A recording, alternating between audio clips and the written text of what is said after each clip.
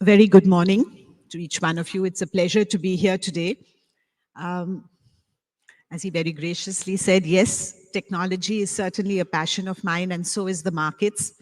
So, in putting both of them together, it is my honor to be talking today about the role of fintech in ease of doing business. We'll just wait for the presentation to go up. There it is. So, the first thing is, how do we as a regulator look at ease of doing business, right? And it's very simple. When there is complexity, when there are tangles, when you don't know quite how to untangle things, business is hard. The same multiple facets of a business, when they're woven into a strong rope, they still have multiple facets. It's not that you take away any of the colors which are there on the left, but it's just that you weave them in a way that makes it simple and, more importantly, strong. So every aspect of business and compliance continues, but it has to be made easy. It has to be made strong. Now, what really is the role of regulation? Why is there compliance in the first place? Why can business not do without any regulations? Why can it not do without any compliances? The reason is simple, that in a social environment, in an economy where rights of the consumer and of the investor are to be protected, there is an imbalance of power between large corporations and institutions and the small investor and consumer. So the role of the regulator, the role of regulations, the role of compliance is really to give protection to the consumer or to the investor in the case of markets. Equally, on the business side, regulations and compliance are important because they foster trust in the system. We have seen this repeatedly. I think the most recent evidence of this is that when SEBI launched a concept called small and medium REITs, we saw that the response from the industry was very, very positive. They wanted to be regulated. They were operating in an unregulated environment, and they were suffering from the fact that investors did not have faith and trust in their products and services because it was unregulated. They weren't sure that the offerers, the organizations will follow any rules. So when we propose that we will bring a framework for small and medium REITs, the industry actually came forward and said, we would like to be regulated, we would like compliances, because that is what will foster trust in the system and will facilitate growth. So compliance is important not just for the investor, but also for the business. Both of them benefit from the requirement of protection of the consumer. Now, when we talk about compliances, there are two aspects to it. And when we say ease of doing business, there are two aspects to it. The first is running the business itself.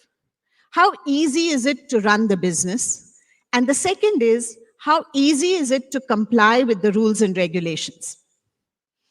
In terms of business, the first and foremost that any entity asks the question, and particularly fintechs, saying, am I allowed to do this or am I not? It's a yes-no question. Now, where does innovation come? Innovation usually comes at the boundaries of the yes and no.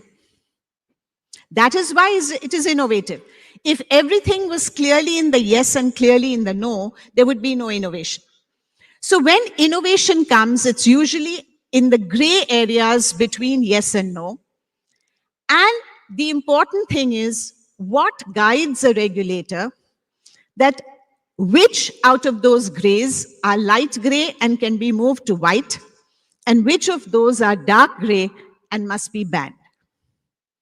So the principles that we as regulators follow is actually very simple. So when a lot of investors ask me this question, that when they invest in fintechs, what should they expect as regulatory action? My answer is very simple. If you are doing something which is enhancing the well-being of the consumer, 9 out of 10 times, the regulator will say yes. They may put some belts and suspenders to protect. They may put compliances of reporting to monitor. But 9 times out of 10, they will say yes. But when the innovation treads the line where the consumer, or in our case, the investor, is being shortchanged, there is opacity, there is lack of concern about what is actually happening to the investor's money. Those you can, with reasonable probability, assume that 9 times out of 10, the regulator will say no. So as you think about innovation, which will always be in the gray area, this is the metric that you need to assess, that are you doing good for the investor, or are you actually doing something which you yourself know is not in his long-term interest. One other important role for us as a regulator in terms of encouraging innovation, particularly in the fintech world, has been the creation of standards. Why is this? So what we find is that we have a market ecosystem which has a lot of infrastructure. Let's say the stock exchanges, the depositories, the clearing corporations, the mutual fund registrar and transfer agents. These are all the infrastructure on which other people build their innovative solutions. Now, if each of these is different and there is no standardization in the way in which their data and their APIs work, then the cost of innovation and the cost of a new fintech to come into our market system and integrate with this entire market infrastructure is very significant. So what we have been working on is to standardize. So whether you are talking to NSE, BSE or MCX, it should be the same file format so that your cost of innovation comes down. Whether you're talking to CDSL or NSDL, it should be the same API structure so that your cost of innovation comes down. So we've been working very hard at making sure that standardization happens in our market ecosystem to encourage low-cost innovation in terms of fintech. What we have seen over the last few years is that this approach has really delivered fabulous results. So whether it is, the new regulation that we brought in terms of execution-only platforms for mutual funds, or online platforms for bonds, or for instance, we've recently talked about, we had a consultation paper on performance validation agencies. We are now very soon going to be talking about some data benchmarking agencies. So we find that this entire ecosystem is growing from strength to strength. So what started as highly technology-oriented exchanges, clearing corporations, and depositories moved on to large fintechs in the broking space. Now in terms of the mutual fund space, now in terms of the bond space, and further into the alternate asset classes.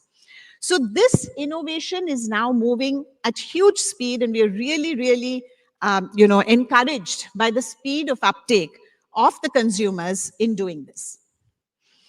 The second area of ease of doing business is what SEBI itself does internally.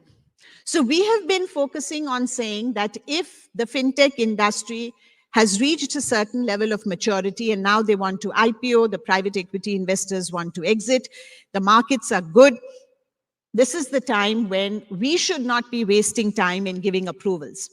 So if you see the chart, we've been tracking this for the last roughly 12 quarters.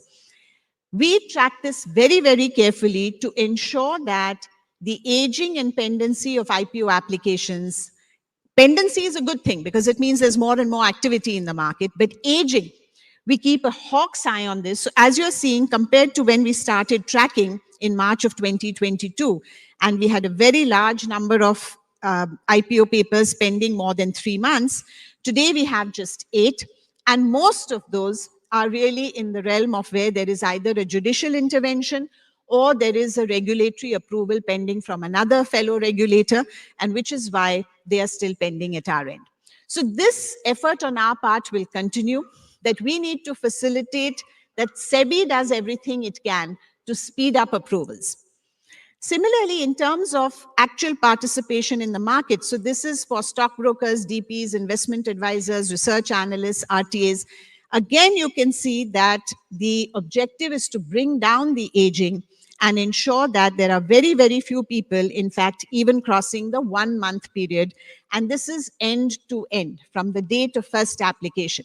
In SEBI, we don't count it from what generally is considered in bureaucratic circles as from the last date of receipt of all information, because that has a big loophole that if an officer is not being able to conclude his work, he simply asks another question and his clock gets reset, right? So we don't allow that in SEBI. We track this from the date of first application, and we ensure that people are not wanting and waiting for approvals when there is so much opportunity in the market. So any of the fintechs coming to register in this form will also see that this speed of approval should be there by SEBI. This speed and this monitoring of aging is something that we've been doing more through restructuring of the organization and through process optimization. But now we have about almost a dozen projects using AI, which are in the works in SEBI. Half of those, roughly speaking, are ones which will speed up our approval process, and half of them, roughly, are the ones that will speed up our supervision process. So we are hoping that, in fact, a lot of that aging that you saw, we can make it crash even further, because we will now actively use AI within SEBI itself in order to deliver this. Moving on to the issue of, so this part was all about how we are working towards making business easier for fintechs and businesses in general. The second area of how to make compliance easier, right? That's equally important. So what we had done was we had actually put in place 16 different working groups to work on ease of doing business, which really means ease of compliance. Now, we got 317 recommendations from various people, and we are at various stages of implementation. 71% of those recommendations have been accepted by SEBI. Some of them already implemented, some are to be taken up in the month of September and so on, but 70% roughly have been accepted. 10% not accepted because they are not consistent with certain core principles that the regulator cherishes. And another 20%, roughly speaking, is under process. We have not yet reached a conclusion on whether to go ahead and how to go ahead. So this is a very active initiative on our part across the entire ecosystem, that we want feedback from the ecosystem to say how and what will make your life easier so that you can focus on the business and deliver to the country rather than being caught up in compliances. We also do a lot of consultation before we come up with compliance requirements. Before we issue circulars and regulations, we do very extensive consultation.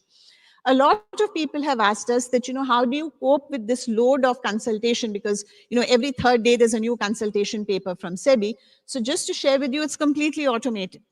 So the way in which that feedback is also processed is completely automated, so that the day the consultation period ends, we get all of these charts, we get all the feedback, and we only have to apply our mind to saying, okay, if the bulk of the feedback is in the areas of A, B, C, D, whether we agree, partly agree, or disagree, and how do we want to change our proposal. So this adoption of technology has allowed us to do far more extensive consultation.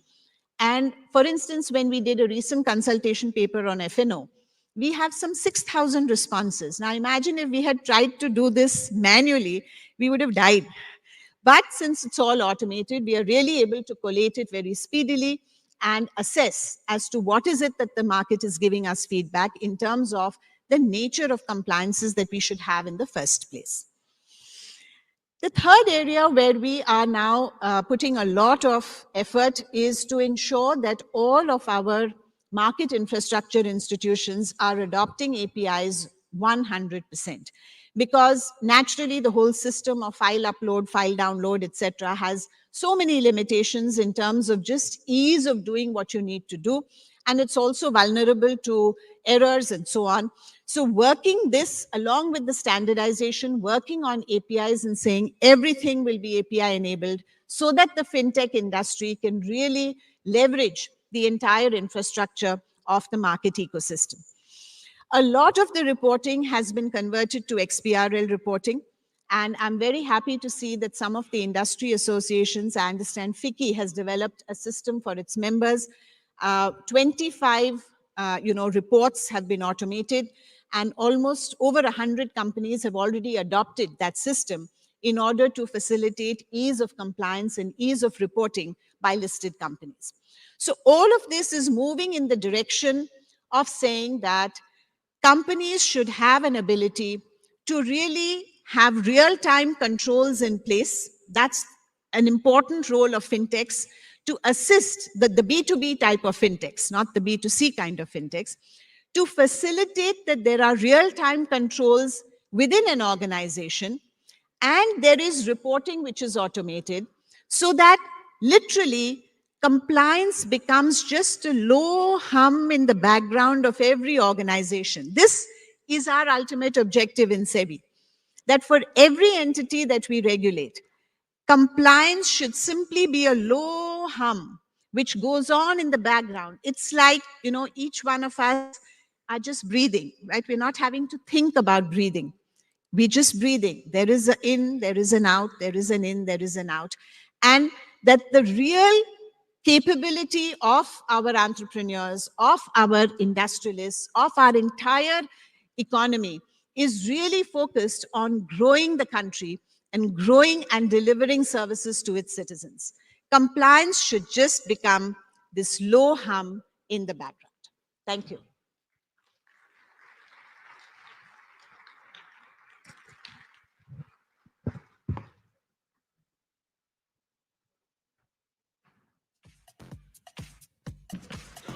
Thank you very much, ma'am.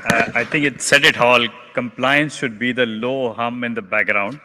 And I'm hoping all of us, including market participants like that, are waiting for a day when that actually becomes a low hum. But really appreciate the kind of efforts the regulator is putting to not only look at innovation, but also make compliance easier with all the technology initiative.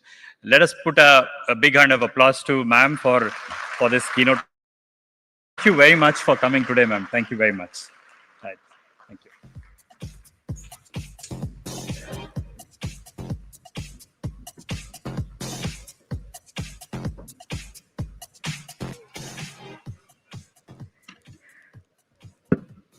Ladies and gentlemen, on that note, we thank Srimati Madhabi Puri Buch for being part of the Global Fintech Fest 2024. And that being said, I believe we've already had a dynamic start to the program, to the day two of the program. So I'm going to request you all also to continue being seated. Of course, we do have the parallel tracks taking place. But over here, we will be starting with our next session. Let me also inform you that our next session will be a fireside chat on the recent developments in digital finance. So that's going to be the theme for our next session. So I'd like to urge those who are part of the session to continue being seated. We'll get the session started in the next couple of minutes. Meanwhile, do take a look at the app because all the details with regard to all the sessions taking place at GFF, it's available on the app. We also have close to 19 reports that are being launched. So outside, we also have the screen wherein you can get an access to these reports. You can take a look at the reports that are being launched. We've got master classes. You can go ahead and register for these master classes. We've got a lot more happening at GFF 2024. I'll be back again with more announcements. But meanwhile, let me inform you that the next session is a fireside chat on recent developments in digital finance. That's our next session. We'll start in the next couple of minutes. Please be seated. Thank you.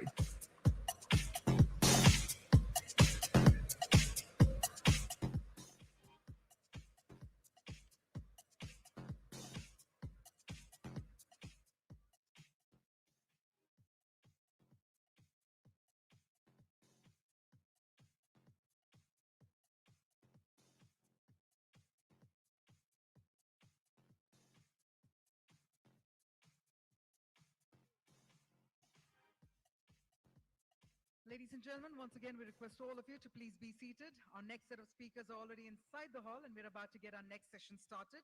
Now, before we do that, once again, I'd like to take the opportunity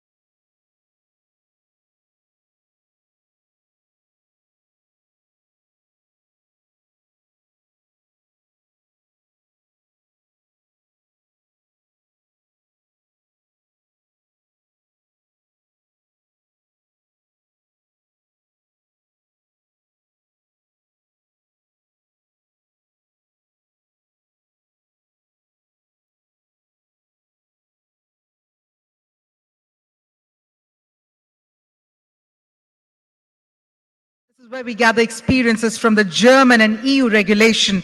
We have two of our speakers joining us. First up, we have Dr. Bijna Kotak Dasani, MBE FRSA Managing Director, Autumn Group. And we also have with us none other than Dr. Florian Tonka, Parliamentary State Secretary, German Federal Ministry of Finance. So ladies and gentlemen, can we have a dynamic round of applause? Once again, let's bring the energy back in the air.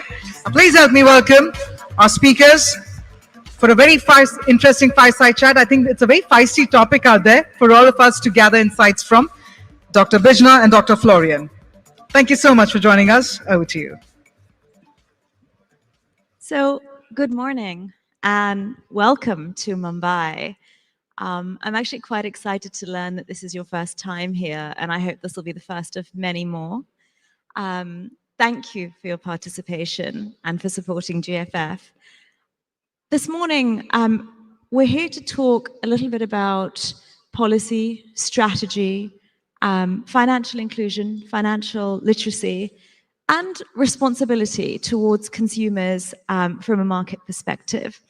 And before I go into the list of questions that we have for Mr. Tonka, what I'd like to do is just take a minute to observe a little bit about your background.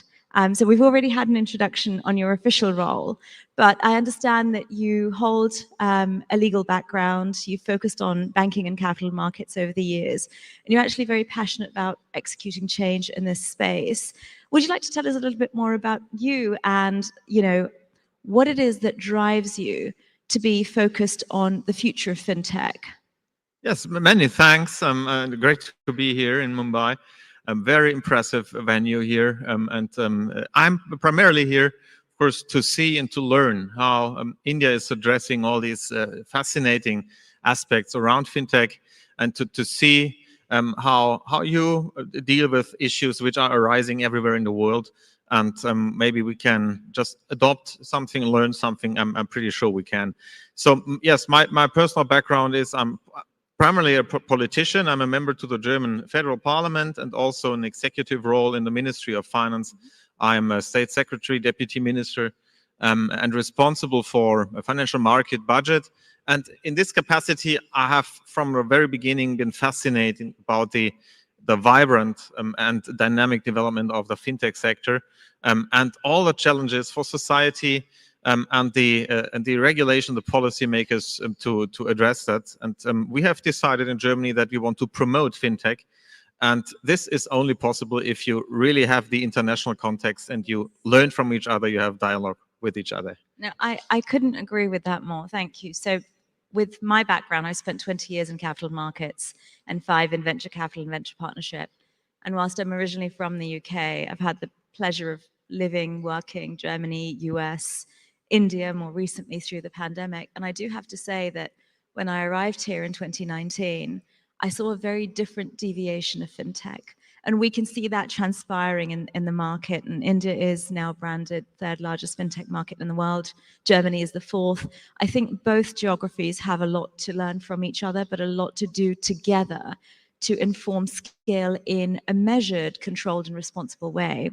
And that brings me to our first question. So I'd like to get your view, Mr. Tonka, on what you feel are the comparables from a strategy perspective for fintech broadly between Germany, India, and across the European Union, and what you're seeing and feeling.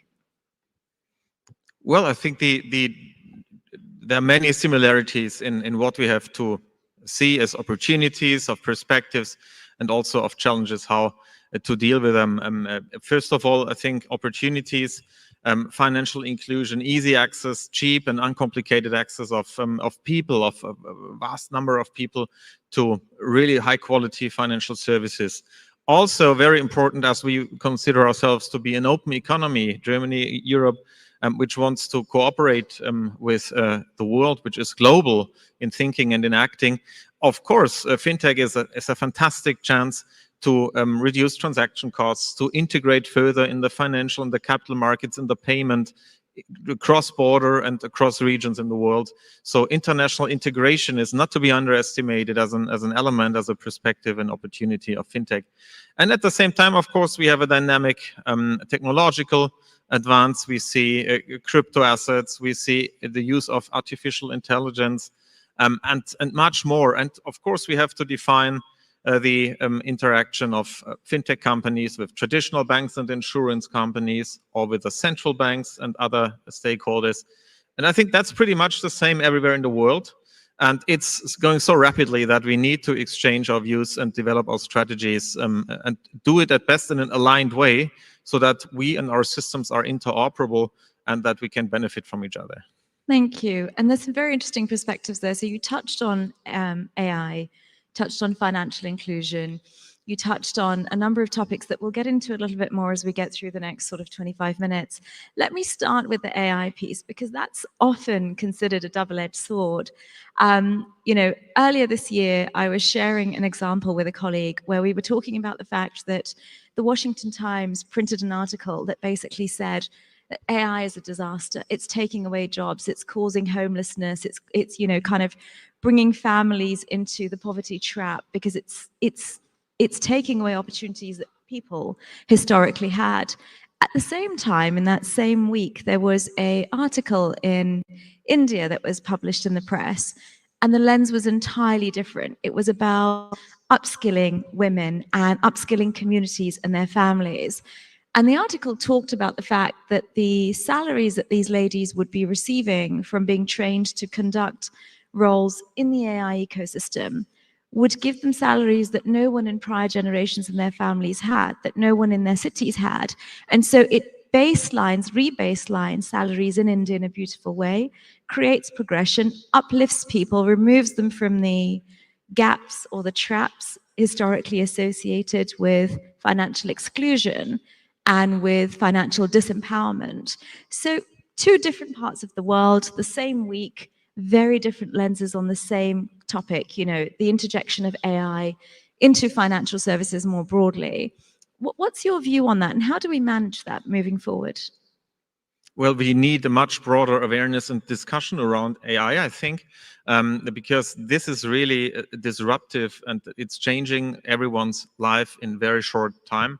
So we need more awareness, and of course, never in life you have only something which is only good and has no disadvantage, or vice versa. But I tend to say we need to focus on what AI can achieve, what AI can improve for our lives, and we need to really to harvest that. And of course, must try to minimize unintended effects. So, but with a positive general view, I believe, in most economists in Germany as well, that in our society, which is aging, AI may be really a game changer to enhance productivity further and to allocate resources, also human resources, in a better way, by indeed making things superfluous, which are now doing in the traditional manual way, automizing that. That may be really a boost for productivity and for welfare. And when it comes to the financial sector, I see many chances really to engage and to use AI in a positive way. Creditworthiness assessment, compliance tools, fraud detection, for instance. Also in the insurance sector, risk calculation, risk management in the back office. There are many potential applications which are seen positive. Of course, you also need to discuss whether you need to regulate AI in a sound manner, which means, for instance, you need to avoid biases, you need to have certain transparency on how certain AI models function. You need to avoid discriminatory effects, that we don't have financial exclusion through certain AI tools and not inclusion. So that is, of course, to be discussed. Europe has tried to regulate it through an AI Act, which, depending on the criticality of AI applications, their sensitivity, for instance, for national security issues, the requirements to AI are higher, are more qualified than for other less delicate issues. So we try to regulate that to increase transparency, and therefore we have legal certainty around AI, and now we are indeed trying to apply that. I think that's what we have to do. But specifically for the financial market, I see many potentially useful applications of AI, and we should be very open and raise the awareness of the potential of these technologies.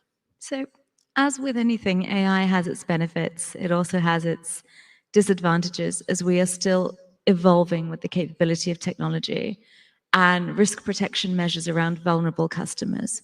So if we have customers that are perhaps included in the banking ecosystem, but are not entirely financially literate, and sometimes, in the sort of Western world, the vulnerable definition of customers may be elderly, maybe people who are not active participants of the financial inclusion system. They may have bank accounts, and we were discussing earlier that, the financial inclusion, if you look at how many people have bank accounts or lack bank accounts in Germany, it's those that lack, it's less than 0.02%, which is phenomenal. But what does that actually mean? Do these individuals understand how to utilize the provisions that are made available to them? And in the UK, I work with a group that has informed parliamentary change in recent years on the subject of economic exclusion and terms of economic abuse, which is now a consortium that's signed up to by the Banking Standards Committee. So the regulators say that all of the banks need to have responsibility around what a vulnerable customer looks like, whether or not they have access to a bank account, whether or not they have access to certain products. The banking economy, the banking fraternity, and the regulatory principles need to support consumers in the right way, because if they don't, then we as a fraternity are responsible. What's your view on that, and how does that compare in Germany?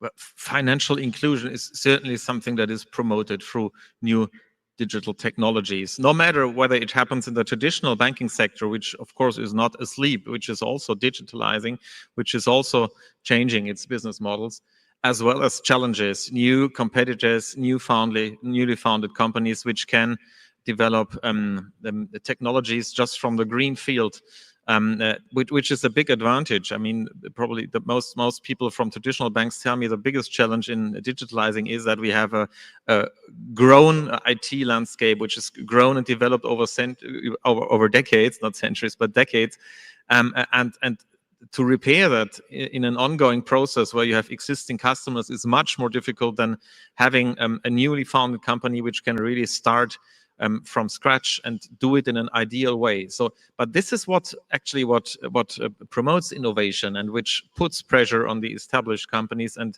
therefore creates added value, added welfare for all of us. And it's a good thing. Yes, the financial inclusion is in Europe, in Germany, for instance, is generally highly developed. Almost 100% of our people have a bank account. Everyone has the right, the statutory right, is entitled to have a payment account. So not a credit account, but with a credit element, but a simple payment account must be granted to everyone. So that is just regulated. We have vast consumer regulation in this area. There I don't see any problem, but we are lacking still participation of many of our people in the capital markets. We have probably in many cases an uninformed treatment of investment saving, people who just don't deal enough with saving in a sound manner, with also using the capital markets. And this is something which has been pushed by new technologies, by neo-brokers and other suppliers of digital services, and we see the effects already. So something is changing in society, in the mentality, in the investment culture, through the easy accessibility of investment products through neo-brokers. That's really changing fundamentally the attitude of the people to the whole issue.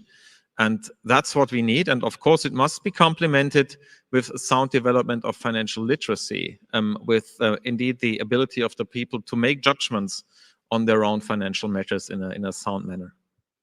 Yeah, and I think, again, having spent many years in this ecosystem, I've also seen that we talked about welfare. One of the benefits is that you are providing that literacy as you're seeing the adoption rates. And I think I read that in Germany, you've got more than 1,000 fintechs and you've got a adoption rate of about 64% year on year, which is fantastic. But from a welfare perspective, you're also upskilling and reskilling people as well. From an employability perspective, you're also sort of looking at the transmission of the fintech provisions beyond fintech sectors. So there is, in every country in the world now, there is, and yesterday we were discussing this around GPI, there is a mesh for financial services propositions and capabilities to be made available in non-traditional, non-financial services economies. And I think that supports the literacy piece, but it also means that for certain segments of your socio-demographic cohorts, there are difficulties and challenges around risk. So one, I mean, we were discussing yesterday that one incorrect payment error that could be a fraud could shut down, you know, the global system for weeks, if not months. How do you take measures in Germany to prevent or monitor or support these sorts of incidents? And what is the perspective on welfare from an employability perspective when it comes to reskilling and upskilling people as employees, not just consumers of these propositions? Well, it touches indeed very, very difficult trade-offs we have to make. We have to enable innovation, which means giving advanced trust into certain new technologies, new business models, giving it way and space to develop, and at the same, while not perfectly knowing where it will end up and where maybe specific or new risks are. This is necessary for innovation. At the same time, of course, if you allow for big mistakes happening, then you may even undermine the whole process and fall far behind because people don't accept that. In Germany, for instance, there was more than 20 years ago, there was really a high popularity of investing into stocks with sometimes poor knowledge on diversification of your portfolio. So people just traded, but did apply wrong strategies. And when then the dot-com bubble indeed occurred and splashed, then many people had lost quite a lot of money. And that meant that for more than 10 years, even 20 years almost, investing into the stock market was very unpopular. So that happens if you do it the wrong way, the right thing, but the wrong way. And now we have, of course, to find the right approach to new technologies to avoid extreme backlashes. What happened to FTX in the United States, for instance, of course, has undermined confidence into the market for crypto assets. That's a fact. Yes. So it would have been wiser in the sense and in the interest of the crypto market to find a profound, sound regulation on that issue, which builds trust of the consumers, of the investors, and avoids extreme failures and other things which harm the whole market. And that's what we try, for instance, in Europe to do with MiCA, with the Markets in Crypto Assets regulation. It is designed to build, to establish minimum standards, to say we don't want to see any potential idea of how you could earn money with crypto is implemented in Europe necessarily, but we want to have a sound standard, minimum standard of investor protection and of supervision of AML checks, by the way, also. And I think we have done or delivered quite a good framework which promotes innovation but secures that there are certain supervisory standards. And this is what we should indeed apply in other areas as well. Not to interfere into the market, into business models, but to secure that there are certain standards and that investors can rely that they are not frauded and indeed that there are unsound business models there. But you see sometimes, of course, that the discussion around a sound and proper regulation of new technologies is an invitation for lobbyists of all kinds and all kinds to promote their own interests. For instance, in Europe, we had a discussion around certain business models and remuneration models for neo-brokers, a model which is called payment for order flow.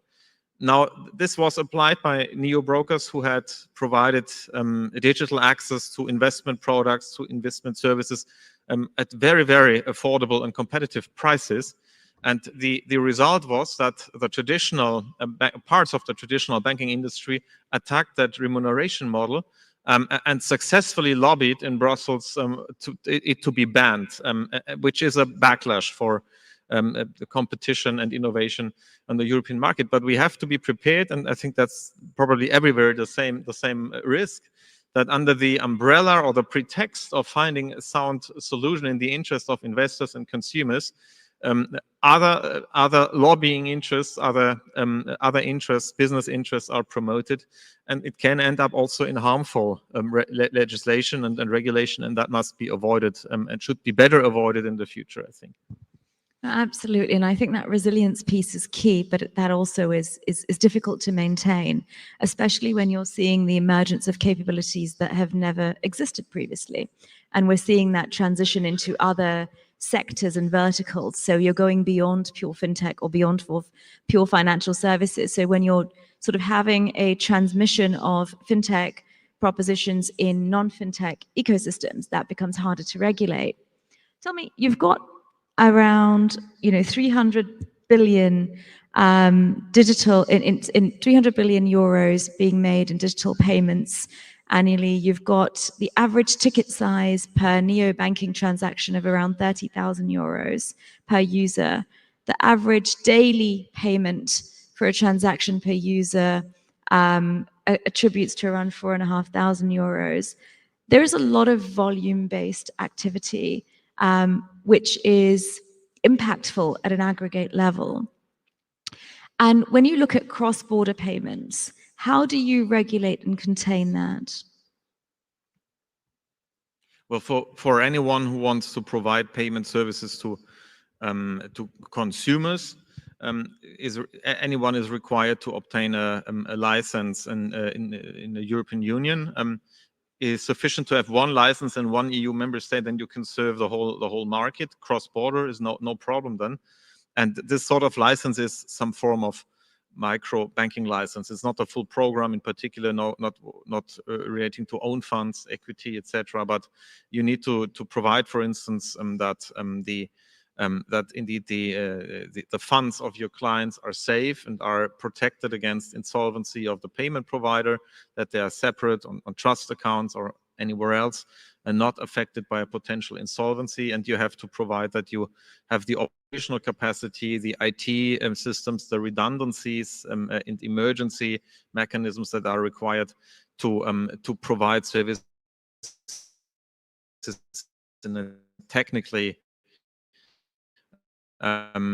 successful digital resilience against cyber attacks, etc., is super wise. But if you fulfill these criteria, you can perfectly provide cross-border payments within the European Union, also amongst consumers. When it comes to payments to other parts of the world from Europe, that is a bit more complicated, but still, of course, possible. It depends. I think, in fact, it depends more on the regulation in the target country of a money transfer, of a payment, than on European regulation, and vice versa. Also, if you make a payment inside Europe from outside, that's also not covered by that regulation, but is more or less something that is in between. I think for cross-border payments, if you look at Europe as a whole, and then, for instance, ask cross-border payments between India and Europe, it is primarily an issue that we really have the settlement systems, that they are perfectly operating with each other, that we have no time lapse, that we can also work towards instant payments in this area. That means that we need to define standards, technical standards and other standards in the settlement system, so that we really can accelerate that process. And I think that's really a task we have ahead of us. Thank you. So the reason I asked this question is because I learned some staggering facts recently. Over the last 5 years since I moved to India, I've observed, having worked closely with regulators, that they've done a fantastic job in actually looking at what other countries have done well, particularly in the West, Europe, US, adopting those policies very quickly in India to create the right provisions and the right playground for fintechs and for consumers to be able to experiment, but in a sort of environment where there is consumer protection available, or where there is protection for the organizations available. At the same time, they've also been very innovative in their thinking and creativity, and you see things like the unified payment interface, which has given accessibility to a lot of people that were traditionally unbanked or underbanked through eras like the pandemic that we've all experienced, to come in and be financially active. However, stat that I learned earlier this month was that fraud through personal relationships in India is up 153% year on year. And quite often that links back to cross-border payments. So you have layers and layers of payments between channels of parties, typically individuals acting through different entities in different geographies. There is a lot of this with Europe, and that is increasing and very, very difficult to contain. So do you have any suggestions for us on, what might be happening across the pond over in Germany, or what we could consider doing as we move forward to try and contain that? Because it's something that at the moment doesn't have the right legislation around it. It's new, it's emerging, but it is fast scaling, and it's something that needs to be addressed. Certainly it has to. I believe, first of all, I think India has shown immense capacity to innovate and to spread new technologies in really an impressive way and speed, with UPI being really famous and popular far beyond Indian borders, and I think the first retailers who accepted in Europe as well. So I think that is first of all a tremendous achievement. But as any process which is going very fast, there are people who try to seek their chances to to benefit in the one way or the other from it, and some are illicit. And I'm sure it will be addressed. It's a typical thing in very innovative phases, but if you reach a point where confidence then is decreasing, then probably the innovation and the further spread of these technologies may be harmed. So I think it must, but I'm sure it will be addressed. In Europe, we don't see such things in the same way, but we of course haven't the same speed of change, and that, I think, that correlates. Speed of change and abusive attempts are just correlating, and I'm pretty sure it will settle once the technology is more spread, more settled, more accepted. You know more about it, then these side effects and problems will be solved, and the regulators will find a sound approach to deal with them. So it's a very fine line between financial crime and financial abuse. And last year, the United Kingdom made financial abuse a punishable offence under Section 76 of the Serious Crime Act of the United Kingdom. What they recognise there is that in your own family environment or in your own friends and family environment, you can be pressured as a consumer into perhaps taking out credit or supporting somebody in your name using your data, or giving away your own capital to support situations that you may not feel comfortable about. I'll give you a very simple example. I worked for the second largest banking group in the world, in the United Kingdom, that has 17 different financial services brands under it a few years ago. And we were asked to map customer journeys for consumers that were elderly and for consumers that were passing away. And we saw the highest percentages of fraud where children were taking elderly parents into physical branches and basically threatening them and saying, empty out your accounts and give us access to your lockers, or you will be, homeless, or we will not take care of you. That is economic abuse. Another was where you look at customer journeys where somebody that holds accounts or assets may pass away, but hasn't perhaps left a will, or the family doesn't know where to go to access, whatever's left via probate because the provisions are not in place. And so there you have people fraudulently claiming access to money that is lying dormant in those accounts. So I think it's very important to recognize that these situations inadvertently exist everywhere in the world, and that economic abuse is also a very important aspect alongside financial crime that adds weight to some of the issues that we are seeing. Are there provisions like this in Germany, or are there discussions in Germany to bring in policy to this effect? Well, first of all these models and attempts, I know very well. I have observed some of them. Sometimes I also get some of these text messages, and that is widespread, unfortunately. And apparently in a scale which makes it very, very difficult from the point of resources of prosecutors, of police, really to go after any of them, specifically, of course, because they are often committed in an international context. So the criminal is sitting somewhere else, and it's too burdensome to go after him.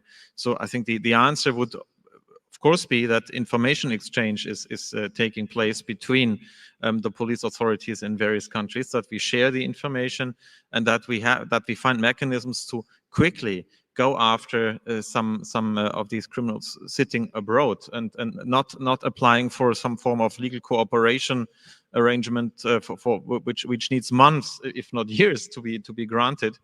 So cooperation between security agencies, anti-money laundering agencies is important. Europe now establishes a central European anti-money laundering authority as a big step. We are happy to host it in Frankfurt in Germany, to have the seat there. And on national level, we also form a new authority to go after systematic international money laundering and yes, illicit fund flows, and to investigate into the backgrounds.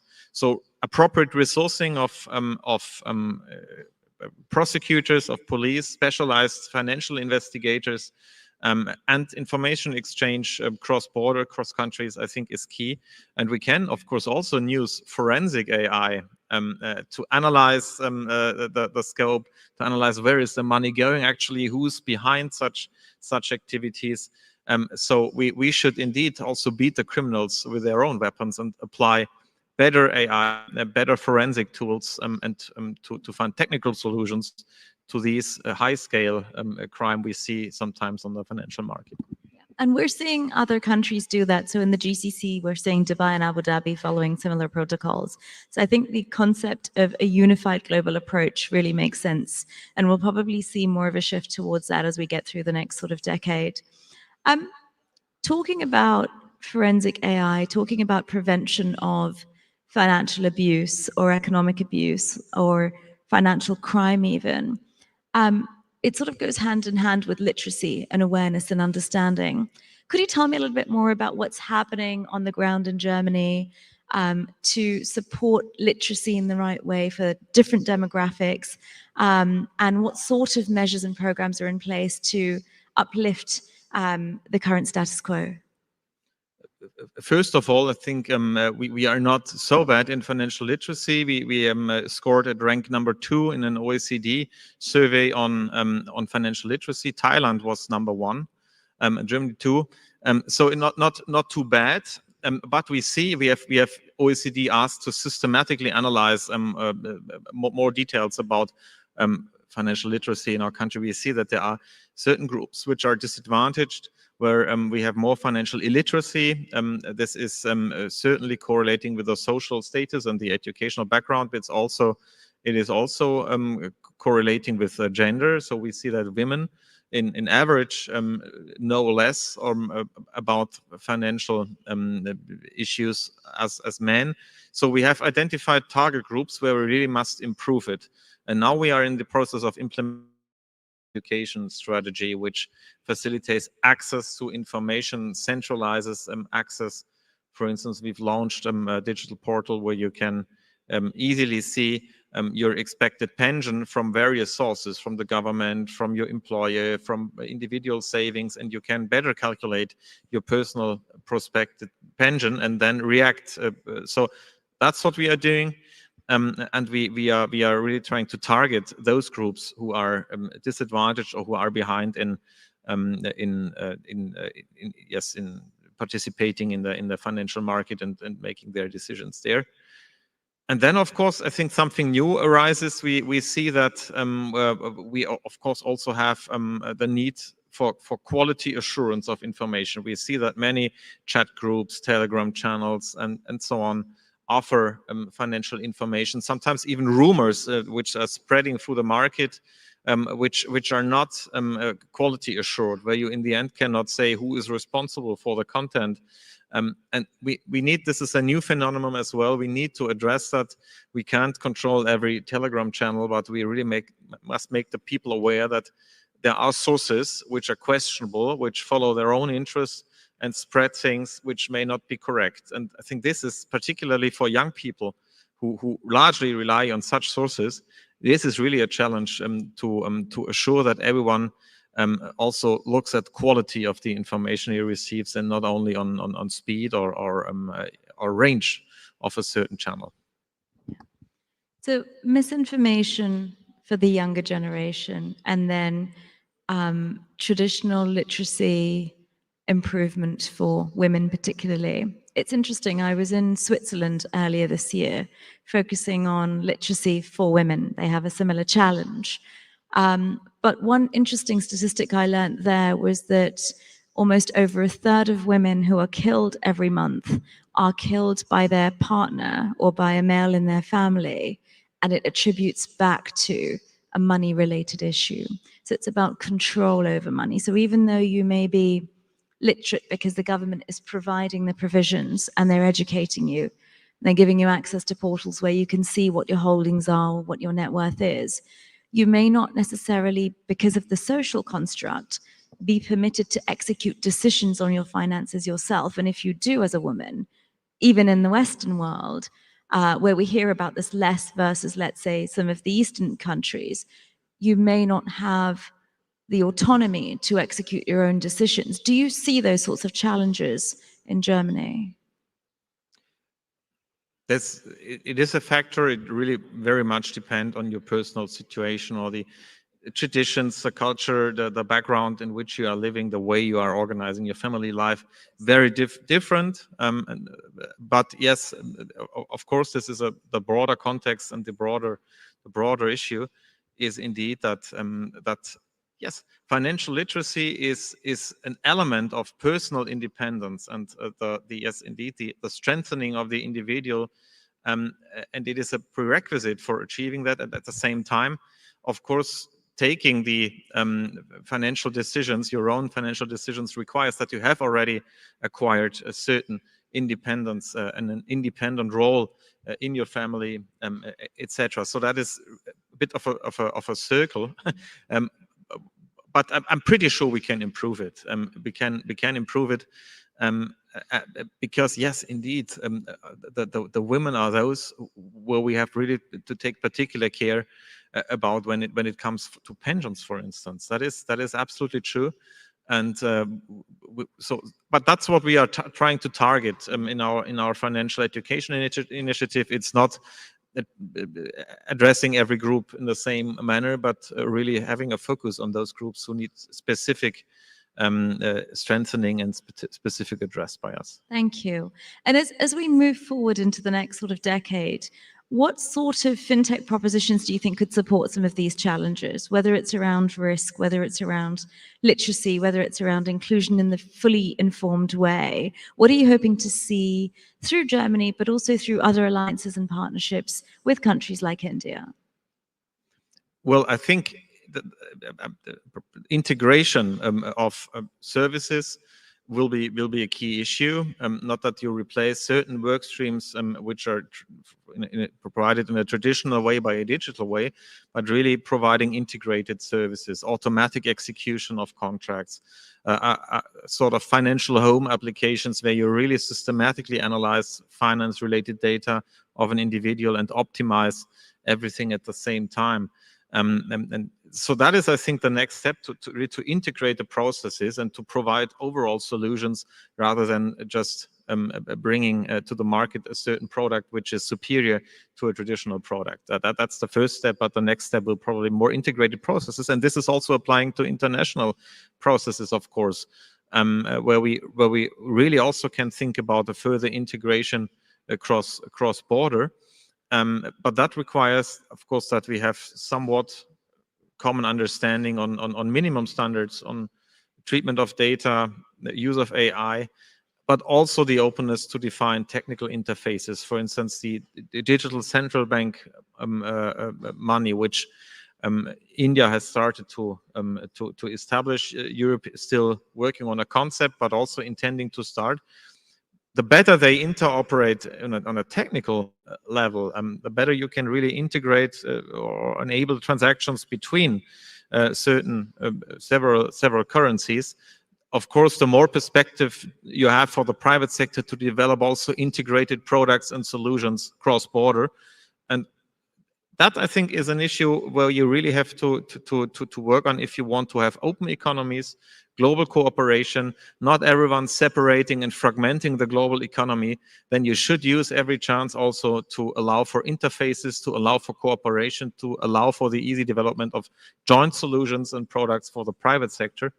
And that is what I prefer rather than fragmentation. Although I must regret to say that too many people on this globe believe in fragmentation in these days. I do believe in the opposite, and I think we should enable the private sector to integrate at best, and digitalization is a tremendous chance to do that. Would you say that some of that fragmentation comes because of policy? So it's, again, a double-edged sword. On the one hand, you're trying to protect the economy, you're trying to protect the growth, you're trying to keep a containment where you can measure and be diligent in your scale. Flip side of that, of course, is that you then end up with fragmentation. I think that this the key issue we have to decide is whether we really believe that everyone is better off in doing and providing everything on its own and being autonomous in a way to say we don't need the others, because then we feel stronger, or whether we find mechanisms to cooperate in a sound manner. And you can do both, but you are, I think, both from a political and social, but also from an economic point of view, you are better off finding ways to cooperate. And that was the idea for quite some time. Now we see rather tendencies to fragmentation and seeking some forms of autonomy, which in the end is still an illusion. I don't believe it's achievable. So let's not exaggerate that, but rather think about what we can better do to cooperate economically and in the end also politically and socially.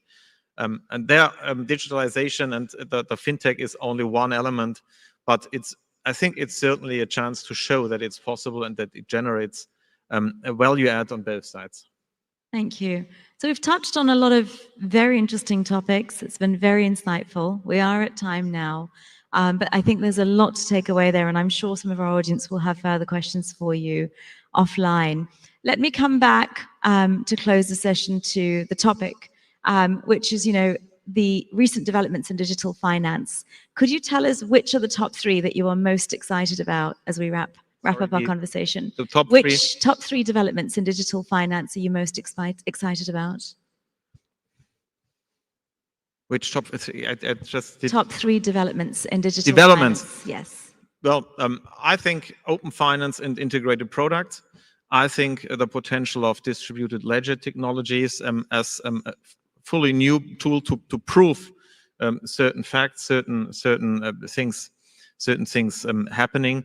And then the digitalization of central bank money is certainly a fascinating issue where we have to take decisions on the concept and must do the right thing now, I think, to enable, for instance, that companies can use them in a proper way, and that can generate enormous welfare. So these three things, integration, blockchain, distributed ledger, and central bank currencies, I think, are the three top things that fascinate me currently. Fantastic. Well, we'll watch this space. Thank you very much. It's been a real pleasure, Mr. Tonka. Thank you very much.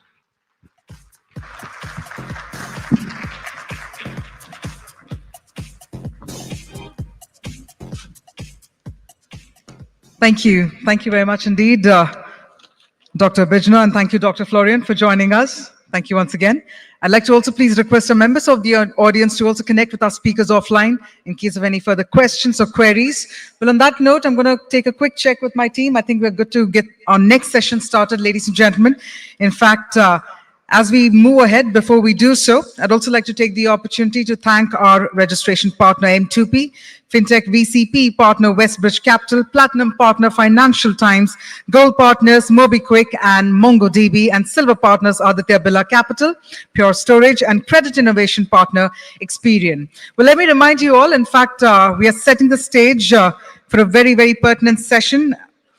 This is all about navigating the fintech landscape, best practices and common pitfalls. I'd like to just remind you all that this was supposed to be our very first session, but we are actually hosting this session right now inside the hall, which is why I'm going to urge our members of the audience to please come forward. Please very quickly take your seats. I've been informed that our speakers are inside the hall, so we're good to get the session started. So ladies and gentlemen, with that, let's deep dive into the next conversation, featuring none other than Mr. Chetan Krishnaswamy, Vice President, Amazon. And we have the august presence of Shri P. Vasudevan, Executive Director, Reserve Bank of India. So ladies and gentlemen, our very first session that we were supposed to host, but we are doing it right now. So we're going to request our members of the audience very quickly, please come forward and take your seats as I invite both of our speakers on stage. And with that, we have with us Shri P. Vasudevan, Executive Director, Reserve Bank of India. And ladies and gentlemen, Mr. Chetan Krishnaswamy, Vice President, Amazon. Can we have a huge round of applause? We're talking about the best practices and the common pitfalls as we navigate the fintech landscape. Thank you so much for joining us. And with that, over to you.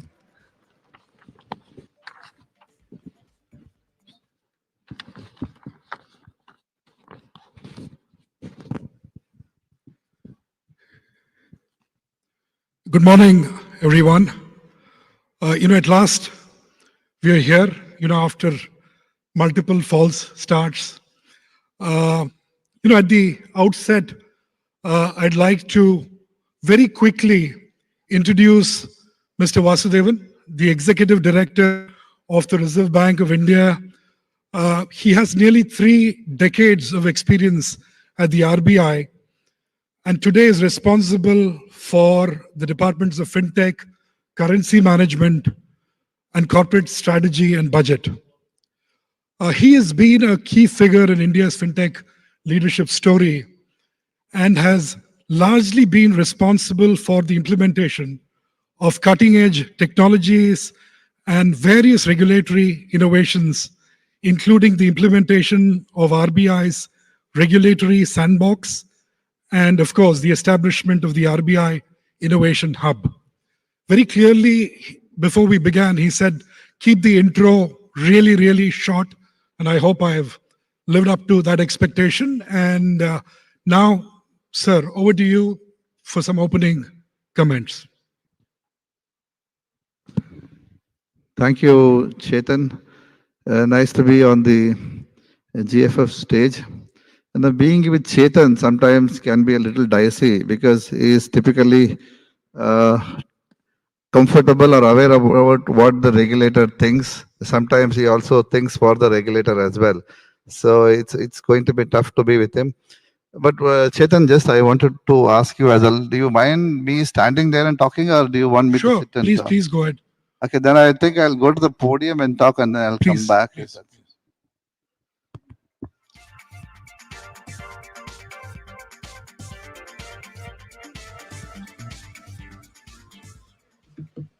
Yeah, once again, good morning, everyone. As you see, I have no written agenda. I thought I'll spend some time talking to you about what's happening in the fintech space and what do we talk about when we are navigating the fintech landscape and the best practices and common pitfalls. I thought, given it's okay. I thought, given the short time we have seen the fintechs in the country, and given the shorter time I have been with the fintechs, I would like not to talk about the pitfalls or even about the challenges, but best practices. Rather, I would like to spend some time about what the learnings have been, how have been the experience, and what could be some things that we can all take away from. And as I have always been saying, we also are learning, we also are evolving in terms of regulatory practices. When you look at the financial system, the confidence that the people will get in terms of handling money, in terms of handling payments, they are very critical for ensuring monetary policy transmission and also the financial stability of the system. And for people to get that confidence, they have to be empowered, they have to be entitled as well, be they individuals or be they institutions. They have to be entitled and they have to be enabled.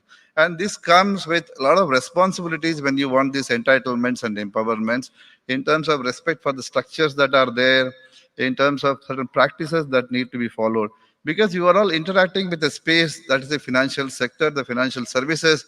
If you look at the entire ecosystem, any sector, the financial services sector is one of the tightly regulated and closely supervised sector. And if anybody else has to interact with this sector, they also have to follow certain rules, certain expectations, because we cannot have those disruptions, because we will end up losing the public trust and confidence. Ultimately, it's all about money. So over a period of time, when you see the practices that have happened, we have to also appreciate the expectations from the other side when we deal. For example, you would have heard about Mr. Nandan Nilekani speaking yesterday, or even Mr. Chris Gopalakrishnan talking yesterday about how the regulatory interventions have also been successful in heralding innovations in the Indian context, and how many of the initiatives have been to a large extent regulator led as well. So we do think that probably the regulator also has a critical role to play in this. When we look at some of the people who want to get regulated, it's a very funny thing. When they are not in a regulatory space, some of the sectors were not regulated. When we look at payments or even fintechs, when we call somebody for a discussion, nobody will bother. They will be sending a level 3 or level 4 person, and they will say that we are too busy. But when they want to get regulated, they want to come too close, it becomes difficult and disturbing for us as well. And post getting regulated, again, it's difficult to access them. So it's a very interesting thing. And some of the people who want to get regulated, they take a registration or a certificate of authorization, and we also see that they are yet to start the business. When we ask them why, they end up saying that we are still reimagining and evolving our business practices, so give us some more time. We don't give a license to chill, okay? We give a license to operate. So you have to be mindful of that when you want to come into the space. And many of the people who want to be in, you are typically seeing a herd mentality. If some set of people are coming in, everybody tries to follow. Many of the recent sectors that have been brought into regulation, if you see, so many people are operating, and over a period of time, it is becoming a sort of a competition among themselves. Normally, when we have those partnerships, we are looking at a partnership and collaboration and competition with the banks. But here, it's among the entities themselves that these partnerships are, the competition is happening. So that's becoming a little difficult in terms of numbers that we need to. So I have always been saying that please, as an industry, you look at how many entities should be there in a particular space. You can also discuss among yourselves and how much we can afford. So probably the SRO announcement that was made yesterday could be one more step in the direction where we can have these discussions, and probably the players can also discuss among themselves and see how the sectors can come up. When we saw the announcements happening yesterday, when we have been seeing certain developments, one thing is coming to the fore very clear. That is that everything is going to be now platformized. Platforms are going to be the essence of the future, be it for the Bharat Bill Pay, be it for earlier P2P lending, be it for the trades, etc. Everything is going to be platformized. And as we go ahead, we are also going to see the interoperability between the platforms. Again, we saw one more announcement yesterday about how trades and BBPS can get interlinked. We are going to see this interlinking between maybe today UPI and tomorrow ULI as well. So those platforms are going to be the essence for everything. And when we have those platforms coming in, we are also going to see what we call as packetization. The events, the activities, the exposures, the experiences are all going to become smaller and smaller. So platformization, packetization, you have to be ready. And what I also want to add, another P is about peopleization, what we call as democratization. We call it as peopleization because ultimately the entire effort of everyone is to see that we are customer centric, and we do all our initiatives that are customer centric in nature. So all these three P's are essential. And as we develop these packages, one mention was made by the governor as part of his talk about how we can have these plug and play solutions that can be developed and transported to other jurisdictions as well. So these couple of P's are very critical for our pieces to work together and our systems to work in a harmonized manner. When we are looking at some of the expectations of the players as well, they try to, for example, expect harmonization across regulators as well. You are actually operating within the country as well across multiple regulators, because the players are also moving between, say, payments, maybe lending, then they're going to wealth management, then they're also trying to get into insurance, etc., extra sectors. So harmonization across regulators is also one expectation. That's going to be very difficult because each of the regulators have their own jurisdictions and set of concerns that need to be addressed. So harmonization is one thing you will have to manage. You don't expect others to manage. And especially when we are looking at other territories to be added as we go forward, especially interlinking fast payment systems. Again, one more mention was being made yesterday about how many jurisdictions are there where our systems could go. So we are providing a platform that's easily available to you. If you are well established here, probably you could be easily transported, or you could be also exploring other jurisdictions as well. That's very critical. You would also have heard me speak in the morning when the member of the board of the Fed Reserve was here. He was a little apprehensive about some of the issues that need to be sorted out before we can look at interlinking, say, the Fed now and UPI. And we were trying to be very positive, saying that even if it takes a little time, it's going to be worthwhile because many things are going to be cheaper and faster. That's how we are going to work about, and that's how we are going to go in. So I would like you to have this approach when you are looking at regulation. So whenever we are trying to deal with structures, I would like you to also think that you have to respect the compliance related things. I agree, in the dictionary, capital comes first and the compliance comes later. So capital, of course, you are all very, very comfortable handling with your investors and venture capitalists. Any of their requirements, you are more than eager to meet. But that doesn't mean that you can actually ignore or bypass compliance. No, that's equally important. So sometimes when we meet the venture capitalists and even those co-founders as well, we tell them very clearly that please imbibe this element of compliance in your invested entities. See that compliance is never compromised irrespective of the scale. Incidentally, like we have been having plenty of interactions with the industry. A number was again being mentioned about 400, 700 plus bilateral, 50 plus such group interactions we have been having in the last 1 year or so. As we come closer to the industry, familiarity breeds consent. That's how it's happening. People can think that they can get anything and they can ask anything. Yesterday, I was just walking around in the stall and I happened to meet two youngsters who came and immediately saw the badge and said, "Sir, we want to ask you a question." I said, "Yeah, do I know you?" They said, "No." Then they said, "Sir, what do you think are the areas in which we should enter into?" I would have been very happy to say, why don't you go to Lamington Road area or go to Koramangala area? But I just said, that's not the purpose. No, you should be having your ideas. You should be trying to know where you have to go. Asking us, okay, we are here to interact with you, but we have to be also mindful of some of those things, because internally you have to look at many of those areas where you want to get into. As I said, some people are saying that after getting the authorization that we are trying to reimagine, re-engineer our business practices and then decide where to go. It doesn't work. We are also trying to see that the ease of regulation is available. The compliance costs do not impact much. Bring in a level playing field between the formal traditional lenders and the fintechs as well. We have tried to see, for example, one announcement was made yesterday that if you are having a payment aggregator requirement, you don't have a separate approval going forward for online, offline, cross-border, etc. It could be one. Probably going forward, we can look at having one single authorization for any of the payment system activities we are doing. So these are the things that can be facilitated going forward. For that, we need to come together. We need to have those interactions as well. But we should also understand, as part of the landscape, what is that we are looking at. You would have also heard about the repositories that are in place. I will be happy to get inputs from the industry about what are the initiatives they are doing, where they would like to get support. But that is taking some time. Probably the industry is yet to feel comfortable to come close. But let me assure you, we are as a part of you as much you think you have your fraternity with you. We are also a progressive regulator. We also want to be a progressive stakeholder in all these initiatives, because it's going to be a long journey together, and let's have a nice journey together as well. I thought I can spend a little more time talking, but I know that Chetan has lined up lots of questions. I'll take them, and then as we go ahead, let us see where we navigate the landscape and how we navigate as well. I stop here. Chetan, I come back to the table. Thanks a lot for giving us those very interesting perspectives and taking us through the real life experiences that you had during the course of your interaction with the industry.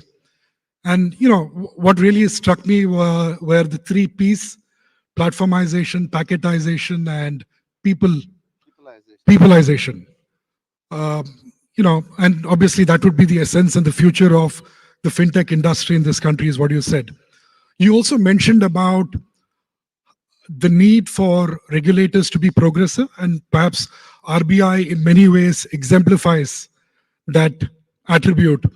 Right off the bat, my question would be, how do you bring about a fine balance in ensuring that there is regulation, there is sort of oversight in many ways, but at the same time, you need to also foster and spawn innovation? What is RBI's sort of game plan when it comes to this? Yeah, but many a time, thanks Chetan for raising this, because many a time this question gets asked, like, is the regulation and innovation, how do you have a fine balance? But why do you always think that if there is regulation, then innovation could be stifled? No, we have to have an orderly growth, and that can actually facilitate innovation. For example, I can take a couple of initiatives. In the payment space, we had one small, like we always approach everything with a customer-centric approach. So one of the things we said was, okay, let's have a facility where the customer could switch on and switch off the card feature so that he is not scammed or his balances do not get used. And that also has led to many innovations happening. Many of the players have actually had a good clientele because of these things, because the banks and other card issuers need to have this facility. So also with the e-mandates, now everywhere we are talking about e-mandates, and the mandates are 10x, 15x in terms of numbers year on year. So there again, innovations have come in. Many more things can be built upon that. And so also tokenization. Now, I still feel, I don't know how Amazon feels, but I still feel that the card data that was stored is now democratized because it's in the form of tokens, and we are, touch wood, not seeing any breach, even when we are seeing some data leaks happening in terms of card data being lost. So many other innovations have developed on this. We had like mention about ULI, Unified Lending Interface, that could be becoming bigger than, say, UPI. And tomorrow, if UPI and ULI interact together, again, the innovations are going to happen. So I agree, there are concerns about regulation coming in terms of breeding innovation. See, one of the things I'll tell you, we had an interaction with a couple of fintechs who are in a particular space. When we asked them that we are not happy with some of the things which you are doing, they said, sorry, sir, we were thinking that this is a market practice, and we were following a market practice. Now, if you are the number one or number two in that particular market, and if there's a framework that has to be followed, and if you still feel that market practices sway whatever you want to do, that's simply unacceptable. So market practices need to be dovetailed into the framework, and that cannot be something that you can decide or the market can decide. So I'm saying innovations are good, but there's a framework. Absolutely. And you kind of reinforce the need for compliance to be absolutely critical in the overall strategy of a business that is growing. Very quickly now, talking about ULI, we've had the governor also make a mention of it. And he, in fact, went on to say that the next big thing would be ULI. And in the MSME space today, there is nearly a $300 billion gap that exists in terms of credit. And perhaps ULI is a terrific opportunity for that gap to be plugged.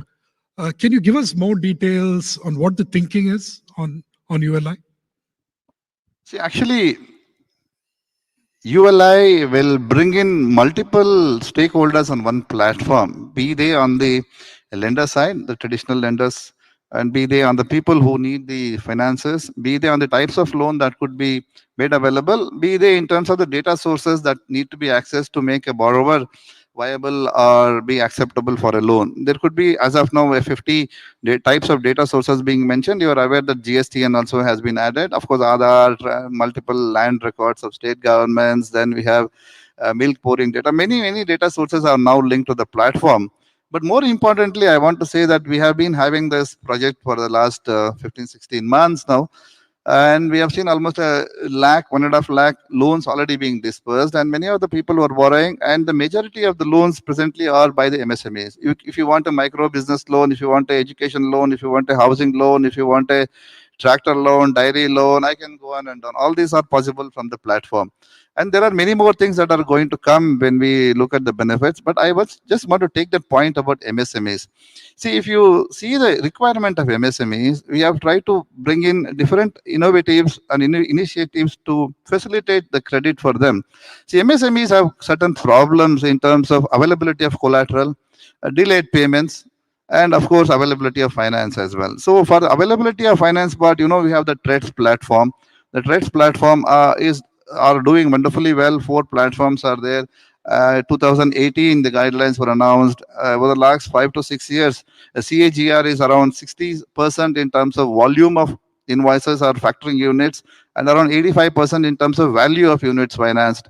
16,000 crore is the latest number I have during a month. There, what happens is that if I am a MSME seller and I give it to, say, a buyer on Amazon, now here we are looking at corporate buyers who are good buyers, big buyers. The rating is on the buyer, not on the seller. And the finance is also without recourse to the seller. And we can have a bid happening across any of those lenders who are there, banks, tractors. They can come and bid for the loan. The loan is my prerogative to accept or not to accept at what rate of interest. That's trades. If you are talking about delayed payments, this can be taken care of because the money will have to be paid by the buyer on the due date, but the lender can, the seller can get the money early. And we have recently enabled more features on the TREDS platform by way of offloading. If a financier has taken exposure, he can offload it to others on the platform. We have brought an insurance so that the financier will be comfortable to give the money. And we have also allowed many other features to come in on the TREDS platform. So we are going to see an increase. Hopefully going forward, the TREDS platforms could be interoperable among themselves as well.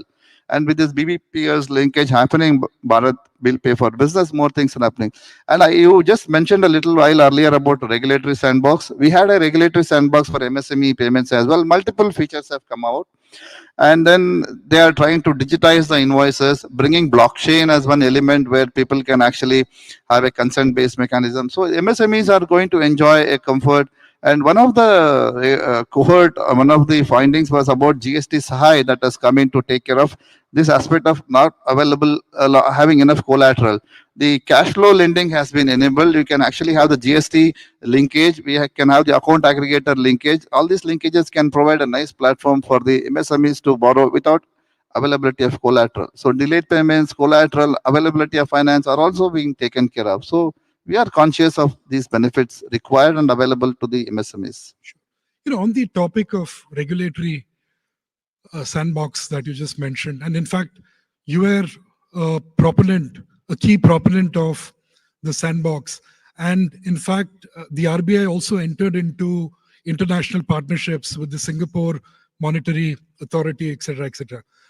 So what have been some of the outcomes, successful outcomes, of this sort of experiment? Yeah, see, on the regulatory sandbox, we started somewhere in 2021. We have had 5 cohorts. 5th cohort is currently live. We started with retail payments, went to cross-border payments, we went to MSME, as I was mentioning, then we went into prevention and mitigation of financial frauds. Now we have a theme-neutral cohort as well. And it is very nice to see the ideas that come into these cohorts. And maybe around 30, 35 entities were there who had their solutions being tested. 18 successful exits have also happened.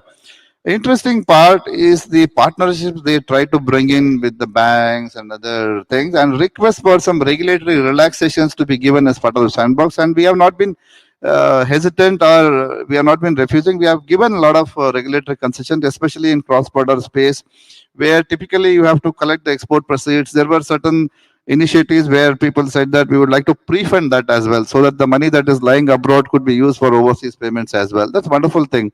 And if you would have been seeing some of the mention about offline payments, and even about the UPI being available for feature phone users, 40 crore of them are feature phone users. That's a thing that came through the cohort as well. And over a period of time, we are conscious of the comforts available to people who are part of this sandbox. So initially, we had a higher level of threshold for anybody to come in. We reduced the threshold in terms of net worth for participating. We said that you can choose what you want to bring in. So initially, we gave those themes. Later, we have removed the themes as well. You can bring in your theme and participate. And we have also tried to help the, like for example, talking to the banks and saying that why don't you facilitate. So learnings are all very good. There are more initiatives that are on the anvil as well as part of this. We are looking at more blockchain and DLT based solutions also coming up. Fraud is one thing. See, one of the things I want to tell everyone here, request also is that please don't look at the initiatives and benefits that are coming out of the system in terms of how many lenders or how many more customers you've onboarded. Please also look at making use of these platforms for better risk management for the people whom we are partnering with, maybe by way of customer onboarding, tracking, transaction monitoring, better collection mechanisms. So try to see how best you can make the ecosystem safer. Also participate in fraud mitigation, fraud controls that can be there. So all those things are possible in this partnership. So I would urge people to look at the use of AI, the use of sandboxes from these perspectives as well. So we can continue about the benefits. You please visit the RBI website. Wonderful details are there about each of these cohorts and the benefits that are there. We will continue to push the regulatory sandbox.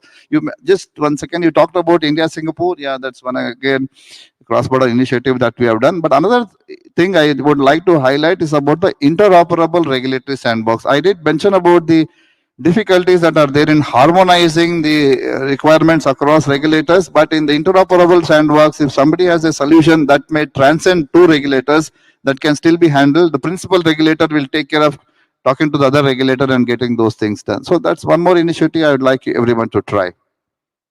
No, absolutely. I also noticed that we have just about 4 and odd minutes to go. And the one big thing that the RBI has consistently been talking about, and which all of us are interested in knowing more, is the digital currency. And in 2022, you launched both wholesale as well as retail pilots. Where are we in terms of really making it widespread and proliferating digital currency? Although, there are risks involved in terms of ensuring that the monetary policy, financial stability systems don't get unsettled by kind of arbitrarily bringing into existence. But where are we, and what is RBI's vision and way forward? Yeah, thanks, Chetan, for not asking a question about whether we need CBDC when UPI is doing so good. I'm very happy because most questions come about this only. But I'm happy to tell you that we have been. It was going to be my next one, but I have preempted your question, so thank you. No, but what we have tried to do is to be on the learning scale as well. See, when we were talking about blockchain and other recent emerging technologies being available, we thought let us also try and experiment. That's how CBDC as an experiment came. See, anything that is digital, anything can move faster is very good. We have seen that happening in the digital payments. We are seeing that happening in the digital lending. So why not we also look at moving the currency flows also faster? See, all said and done, in addition to the upscaling of the digital payment systems, the currency volumes in the country are also significantly high, 35 trillion rupees. So if you can just think about a percentage or two of that moving faster quickly, it's going to be tremendous. And the CBDC is one way of taking care of that. And CBDC, we also believe it can offer the convenience of cash. So still, if you see in India, around 40 to 50% of people prefer using cash because there are conveniences available. If those conveniences can be made available on the CBDC by way of anonymity, by way of programmability, we will be seeing some use cases that are going to be launched where you can actually use the money, CBDC, like your currency. And of course, even you talk about currency being used, probably we may also have to look at the need for KYC when such wallets are going to be used. How we can de-link bank accounts and CBDC wallets. Those things are a priority for us. And we are also trying to see how we can actually have cross-border interactions where CBDC could be used. And we believe that when we have these cross-border exchanges, the present payment modes could be one way, CBDC could be another way, and both can compete with each other. And when we see the way the merchants get their money with probably a time lag, etc. In the case of normal payment methods, CBDC can help do away with intermediaries. And ultimately, it will be a central bank liability as well. So central bank balance sheet also gets digitized. So digitization is a way forward. And we are willing to learn and we are willing to keep the pilots on because it's going to be a national level project and we need to be doubly sure of what we are doing. One of the things we did as part of the pilot was to scale up the volume significantly during December last year. And that gave us certain insights about how technology is actually having some issue as well. So how we can actually take care of that. So it's going to be a learning project for some time and probably I will be very happy if everybody is given a CBDC wallet with some money loaded as well. Let them go experiment and enjoy and see what are the benefits of CBDCs. No, we've just run out of time, but I'll take the liberty of asking just one last question instead of summarizing our conversation and giving closing comments. What do you think of internationalization of our platforms? How do we take it global? There's a lot of thinking on what needs to be done. So final words from you on this one major strategy that RBI and the government of India seem to be jointly pushing. So you have heard many mention about how UPI is being internationalized. Many of the countries are already using UPI. Mauritius, if you look at Sri Lanka, if you look at Singapore, if you look at more countries that are going to come in. Ultimately, the idea is you carry your mobile in the same app that will be useful for any payment anywhere in the world. That's how we are doing. But more than that, we are also looking at making our RuPay cards international, issuing international cards in currencies that are international on the RuPay front. We are also trying to make our SFMS global. So we are looking at SFMS being available for any of the payment transactions to happen. You are aware that RTGS, NEFT, etc. run on SFMS. And let me also tell you that the volumes that SWIFT processes for international cross-border messages is much lower when compared to the volume that SFMS processes. So we are trying to see that SFMS could be a way of going global. We are even looking at making our Infinite the network for everybody to use. So it will be a technology stack that we are trying to. Ultimately, probably we'll be very happy to ring fence ourselves from whatever happens elsewhere when we have these technologies available with us. So it's going to be a nice journey together.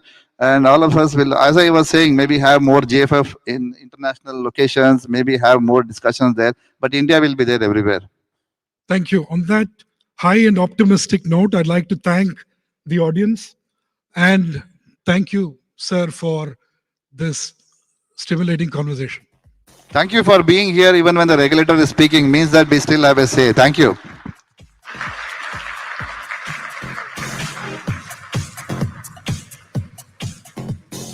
Thank you, sir. If I could request both of you to please come together for a quick photo op.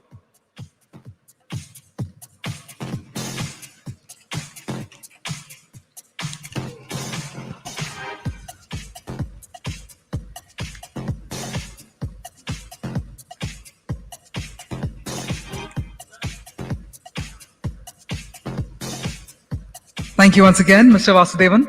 And thank you very much, Mr. Krishnaswamy. Thank you for sort of spearheading this very important discussion for all of us. And on that note, on that optimistic note, ladies and gentlemen, we're about to march ahead and we're about to get started with our next session shortly.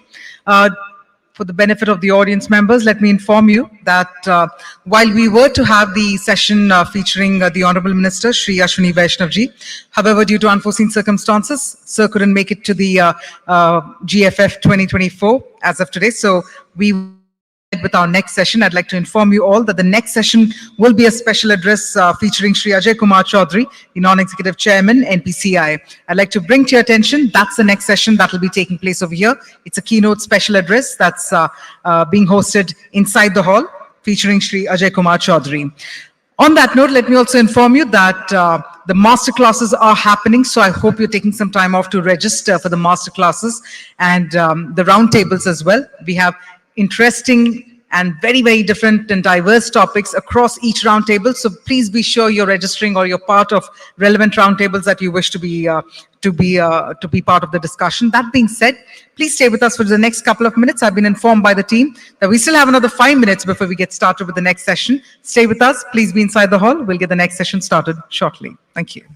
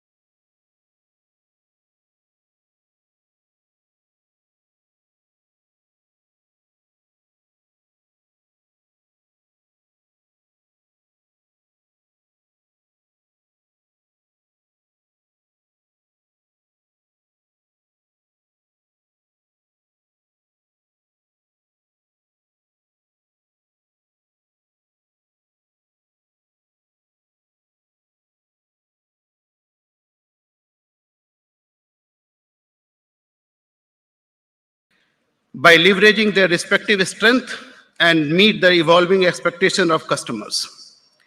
The market force will ultimately determine the area of focus for each dynamic. I mean, which area one should collaborate and which area one should compete.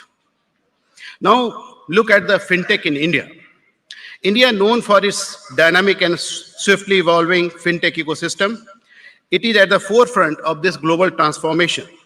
India's fintech sector is projected to expand from USD 110 billion to an outstanding USD 420 billion over the next 5 years, with a compound annual growth of 31%. Further, our nation is third globally in terms of the number of fintech companies, with more than 9,000 entities at this point of time. Additionally, we have an adoption rate of 87%, which is significantly higher than the global average of 67%. The transformation of India's fintech sector from an emerging market to a global powerhouse has been nothing short of extraordinary. Initiative by way of DPI like UPI, Jam Trinity, Jandhan, Aadhaar and Mobile, and now ULI, Unified Lending Interface. Institutional support, supporting policy framework from government and regulators, and tech capabilities are helping the driving a revolution in fintech innovation in India and playing a crucial role in fostering an environment where fintech and fintech entities can thrive and continue to drive inclusive growth. India's journey in the fintech is a story of vision, resilience, and adaptability. It is a journey that began with small steps, but has now reached a point where we are setting global benchmarks. The success of UPI, which recorded over 14 billion transactions, I'll repeat, the success of UPI, which recorded over 14 billion transactions with value amounting over rupees 20 lakh crore in July 2024, is a shining example of how tech, when combined with policy support, can transform the financial landscape. UPI has not only simplified payment for consumers, but also has empowered small businesses, enabling them to access a wider market and grow the enterprises. Similarly, the Aadhaar-enabled payment system, AEPS, what we know as, has revolutionized financial landscape in India and especially the inclusion. With over 1.3 billion Aadhaar cards issued, we have created the world's largest biometric identification system, ensuring that even the most marginalized sections of our society have access to basic financial services. The JAM Trinity, Jandhan, Aadhaar and Mobile has further accelerated this process, bringing banking services to the doorstep of millions of Indians who were previously excluded from the former banking system. If we may look at financial inclusion from the lens of access and more access, these enablers have truly revolutionized financial inclusion in India. The impact of these initiatives on India's economy have been profound. Digital payments have reduced the cost of transactions, increased transparency, and reduced the corruption. They have also paved the way for new business models such as digital lending, which leverages data on cash flow to facilitate more inclusive and accurate underwriting to MSME and small businesses, which empowers them to grow and thrive in a competitive market. Today, India is home to over 30 fintech unicorns, and this number is expected to grow. People speculate that it may be more than 100 by 2030, driven by the promise of a digital. The rapid growth of the fintech industry in India has also attracted significant investment for both domestic and international sources. This trend is expected to continue in the coming years. India's leadership in fintech is also evident in the international arena. The launch of UPI Pay Now linkage between India and Singapore is a testament to the potential of cross-border fintech collaboration. This initiative enables real-time, low-cost remittances between the two countries, which is benefiting millions of workers, students, and businesses. As more nations look to replicate this model, As Governor Reserve Bank of India yesterday mentioned, India is well positioned to support the development of a global digital payment network. The success of this initiative could revolutionize international money transfer in a more efficient and cost-effective manner, creating a more interconnected world. Under the Global Digital Public Good Initiative, our vision is to support building a robust fast payment system globally and connect the world through sustainable, equitable, and inclusive payment corridors and technologies.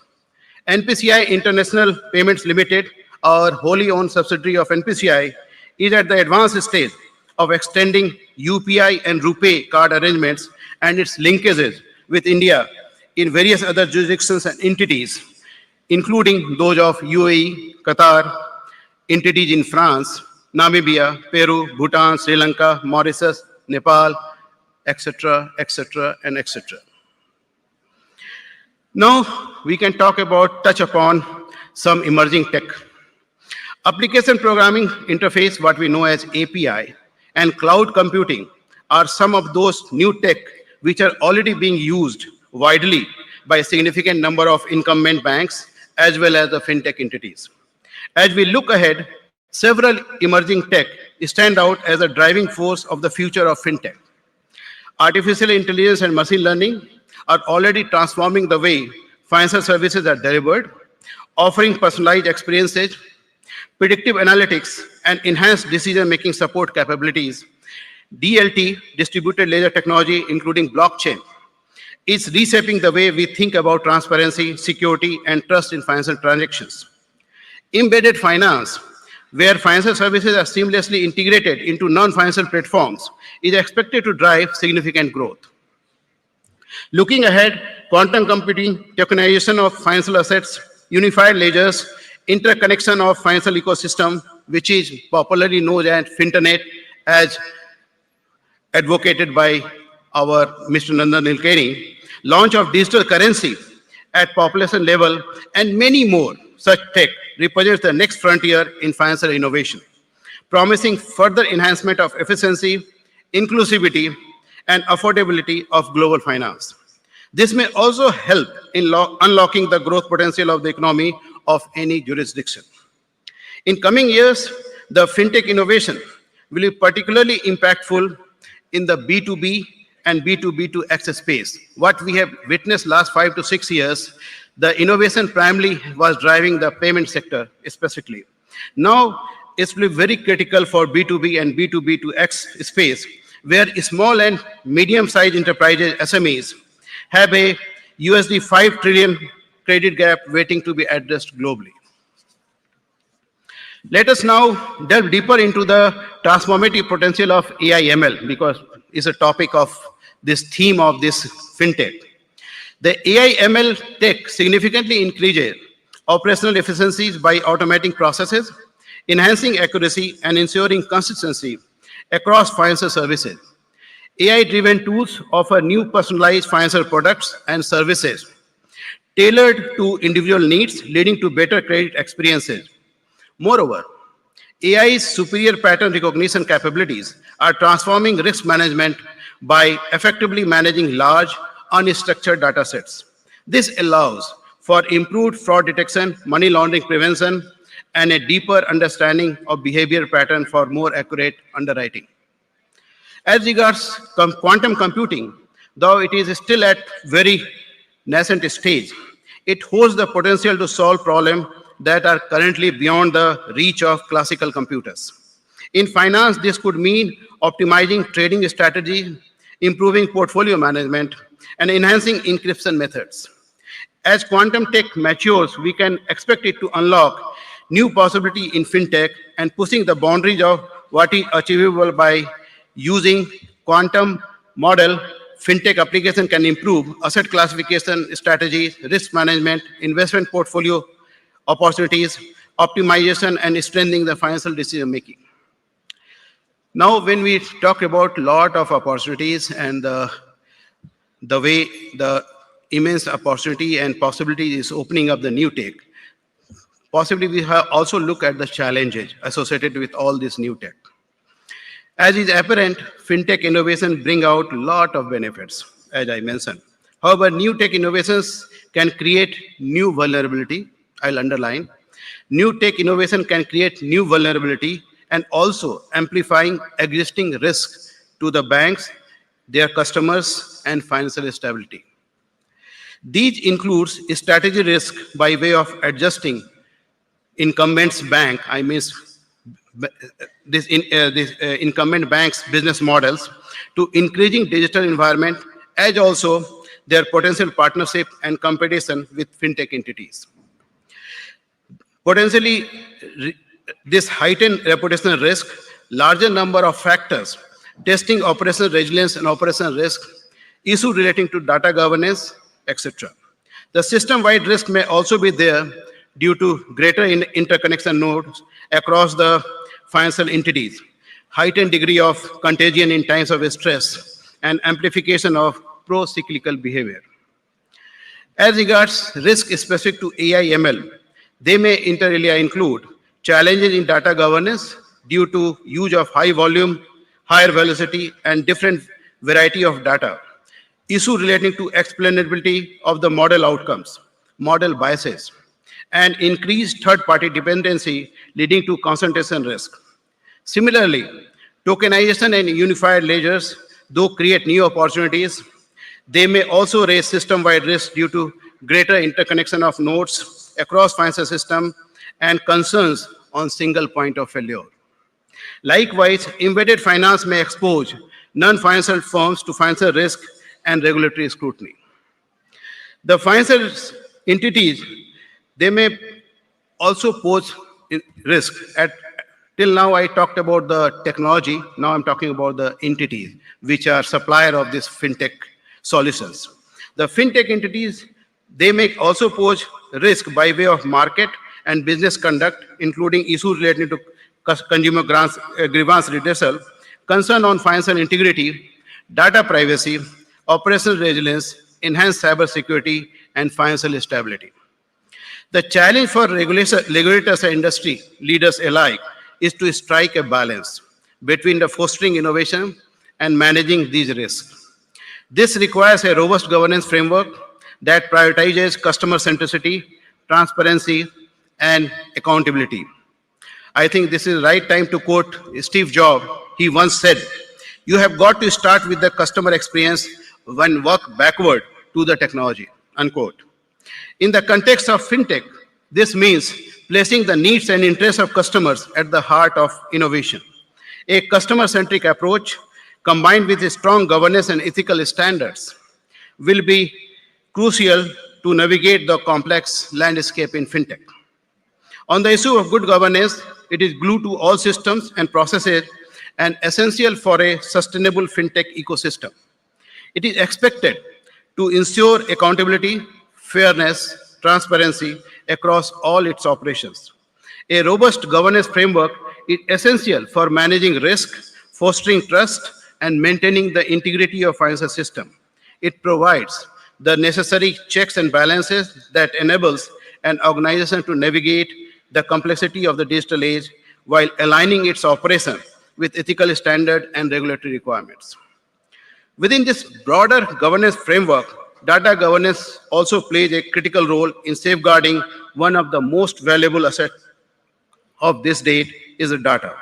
To mitigate these risks, robust data governance arrangement and enhanced security protocols are critical.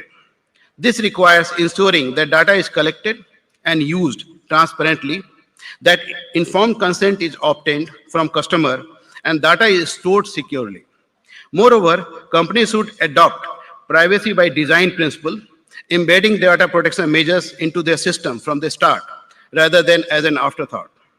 Further, both the incumbent banks and fintech entities may mitigate specific tech-related issues by enhancing controls and ensuring, I'll repeat, by ensuring that human judgment remains the core part of decision-making, risk management, and governance arrangement.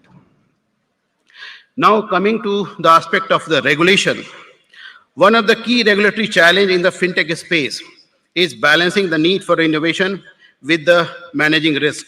Achieving the balance is the key for allowing innovation that can provide benefit to society without compromising the soundness of the financial system.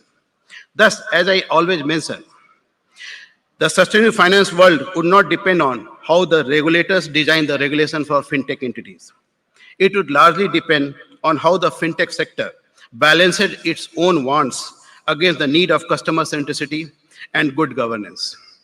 In this context, the role of self-regulatory organizations in the fintech ecosystem cannot be overemphasized and overstated. These industry-led bodies may set standards, may promote best practices, and may monitor compliance within the sector. They may also act as a bridge between a fintech entity, regulators, and consumers, and may proactively monitor the developments in the fintech ecosystem. This may help in achieving the objective of sustainable fintech ecosystem. I understand that RBI has already provided permission to one SRO yesterday, and I believe many more will come.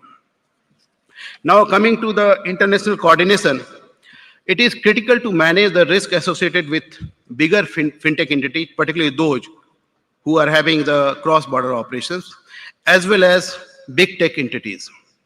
The growing need of harmonized regulatory framework is essential to address challenges related to risk from the scale, concentration risk, contagion risk, and enhanced risk on data privacy, cyber security, and financial integrity. Collaboration between regulators across border will be crucial in managing the risk associated with such entities. Now, before concluding, I may like to touch upon something which is emerging as one of the biggest risks for the financial system, that is the financial crime and the fraud. Financial crime and fraud have emerged as a global menace with over $3 trillion in illicit funds flowing through the financial system in 2023 alone, fueling crimes like drug trafficking, human trafficking, and terrorism. These crimes not only threaten the stability of financial system, but also have profound social impacts, exploiting vulnerable populations and undermining economic stability in any country. In India, the situation is equally alarming, with cyber crimes happening of over rupees 1,750 crore in the last 4 months of 2024. The increasing sophistication of frauds, often leveraging AI and cryptocurrencies, poses significant challenges. Criminals have adapted quickly to the new defenses, utilizing tech like deepfake fraud and human-operated ransomware attacks to perpetrate complex scams at minimal cost. The role of money mules further complicates these efforts, adding layers of difficulty in tracing illicit funds. The need for robust measures to manage the risks have never been more critical.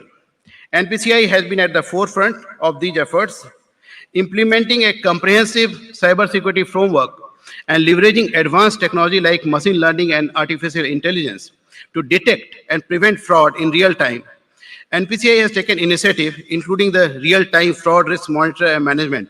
I'll repeat, real-time fraud risk management, monitoring and management, what we call as FRM, solution, and public awareness campaign, which are pivotal in safeguarding the financial ecosystem.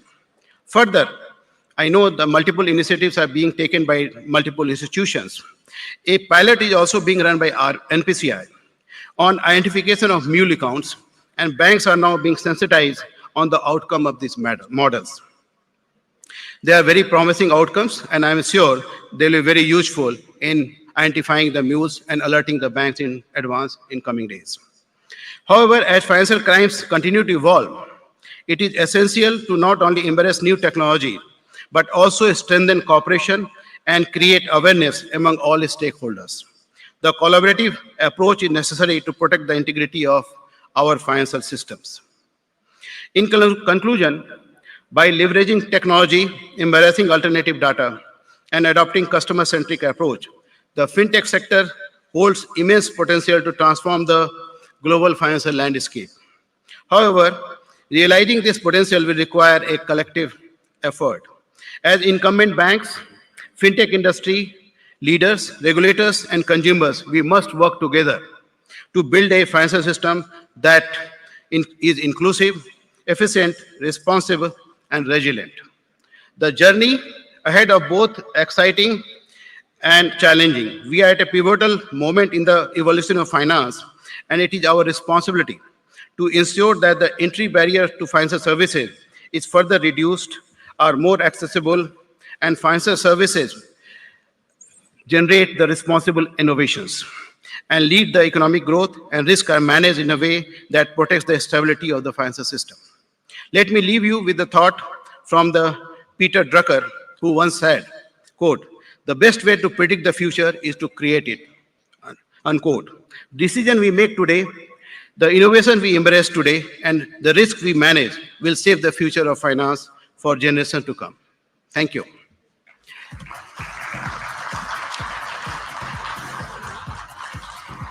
Now, I think my target was to finish it in 25 minutes. I completed it.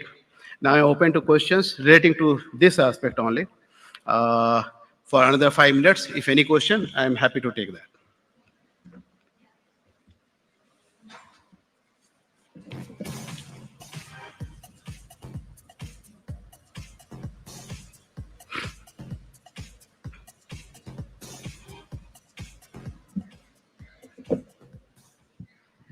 Hello, sir. Kavya from Entrepreneur Magazine. Sir, I just want to know, in your experience, looking at the changes in the fintech space, what are some startups that you feel are really like being bullish in their approach, or you have your eye on for bringing in further changes to the sector?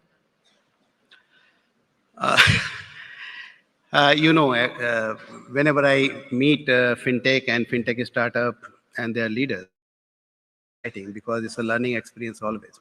Very, very sharp mind and very encouraging actually the way their thought processes and the way they want to see the changes actually in the financial landscape, as well as the globally how it can be done. As well as they are driven by wonderful tech backings. So it's a bright mind backed by technology. It's a wonderful combination. Possibly what they need, sometime, some of the entities are balancing the need, right, of today with the wants of tomorrow. So that is the main thing, and that basically requires, I mentioned it very clearly, that some dose of customer centricity, some dose of governance, and some dose of sensitization on regulatory requirement and expectation, if not requirement, expectations. So those things are, if taken care of, I believe that these opportunities are immense and they can grow in India or anywhere else. Thank you, sir. Thank you. Yeah. Yes, sir. Hello, this is Farid from Airtel Payment Bank. Just like the expansion done on the rails of UPI for Singapore, where all do you think that the next set of expansion can be done where the UPI rails can be used and the payments, as far as convenience are concerned, can be enabled across other parts of the globe? I mentioned few names here, and at the end I told etc. and etc. Idea is just to facilitate wherever possible and wherever the requirement is. That NPCI is more than willing, and possibly Government of India is also supporting, along with the regulator support, that we want to go anywhere, we can go anywhere, and provide them all support so that they can develop their own fast payment system if they need it, as well as how to interconnect them to Indian fast payment system. So that basically we are ensuring. Specifically the Global South, our thrust is on this, but you are aware that we are also going to Europe, the Eiffel Tower, France, and Lafayette at France, and we are also moving to the South of America and these European countries.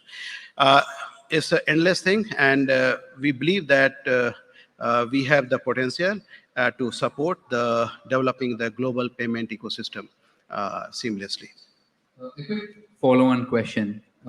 What other things that you think can be done along the UPI rails? Let's say typically credit card, credit line, which is, let's say, personal loans. What else do you think can be enabled through the UPI rails and also applicable globally? You must be amazed that every fintech this fest we come out with 2 or 3 new features actually, and come and get it launched. Today also some few more features we will launch actually by Deputy Governor, Reserve Bank of India. Yesterday, few things were launched by Governor. And potentials are immense, depending on the specific requirement, evolving expectations from the customers, right? Exactly what they need, because this requires the understanding the customer journey and understanding that what they need. And endeavor is to provide these expectations and meet those expectations in a at the earliest possible in a seamless manner. That is the way possibly we are looking at it. And it's not ending with the UPI, because you have to integrate with the CBDC, we have to integrate with the tokenization, we have to integrate with interconnection of the all financial ecosystems, and think of digital asset management in future, and where the payment system basically will enable the transaction, monetize this settlement by way of digital currency, etc., for against the digital assets. So all those things, next 5 to 6 years looks very, very exciting. I believe Nandan has yesterday spoken about the Finternet. That itself is a very exciting thing, a concept. And if we achieve even 50% of that, that will be a great, I believe. I believe that next 5 to 6 years will be quite challenging, and whatever we are doing today, we are going to reshape actually the entire financial landscape of the country and the globe. And we are leader in that. Thank you. Thank you for your time.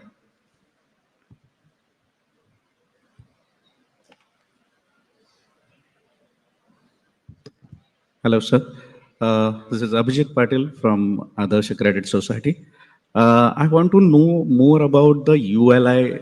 Can you shortly prescribe us what ULI and when it is going to come up? ULI is earlier Governor has mentioned that it was an integrated tech platform for frictionless credit, right? ITPVF. It was announced by Governor in August 2023 monetary policy, right? And we had started pilot from that day. This is the with the renaming of them as a ULI and possibly giving them certain more impetus by adding more services, by adding more states under this arms of umbrella of this ULI. I believe that it's a game-changing situation, in the sense that in the lending side, any borrower, any lender, actually borrower can approach the lender in a on the app or assisted mode, and the lender can get all the information required to facilitate them to underwrite the borrower within few seconds. And if that is possible, they can reach a decision through this platform, what we call ULI platform. It's again a digital public infrastructure. Means anybody can plug in and get all information in a seamless manner. And once it is done, then you can decide whether loan can be given or not. If it can be given, they can be communicated within few minutes, and possibly it can disburse within few minutes. We have demonstrated that, means RBI has demonstrated that in case of dairy, in case of agri loan up to 1.6 lakhs, because it was collateral free, and MSME loans, those loans were disbursed within less than 5 minutes. So it's a phenomenal thing. The way it will scale, actually, it looks very exciting. Possibly next one or 2 years, all the frictions possibly, specifically for the small ticket loans, will be reduced. Thank you. Thank you very much. Yeah, thank you.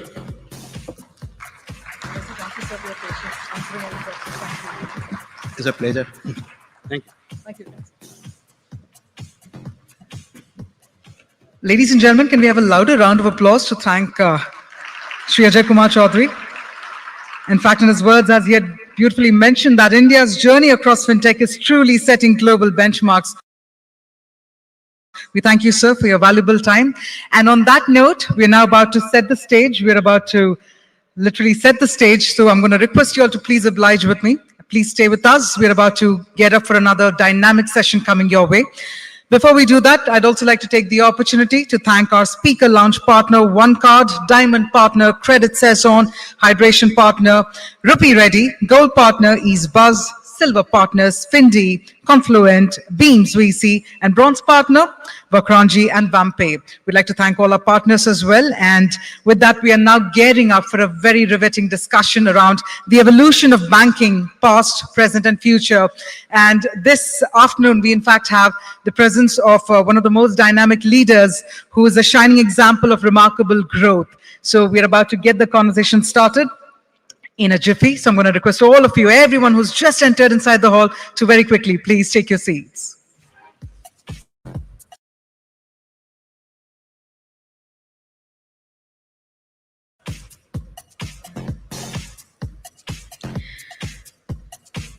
And with that, ladies and gentlemen, the next session, in fact, the session is about to begin. Now, to spearhead the session, we have with us Ritu Singh, Deputy Editor and Anchor, CNBC TV 18.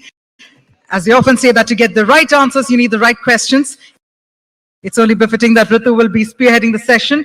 And this afternoon, at the Global Fintech Fest 2024, we have the August presence of none other than Shri Dinesh Khara, Chairperson, State Bank of India. So please put your hands together, ladies and gentlemen. Please help me welcome on stage Shri Dinesh Khara, Chairperson, State Bank of India, and spearheading the conversation, Ritu Singh, Deputy Editor and Anchor, CNBC TV 18.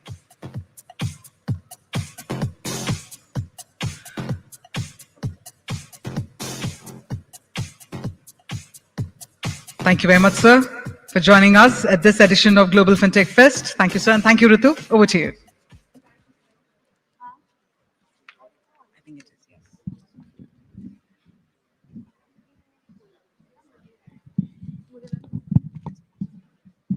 Thank you.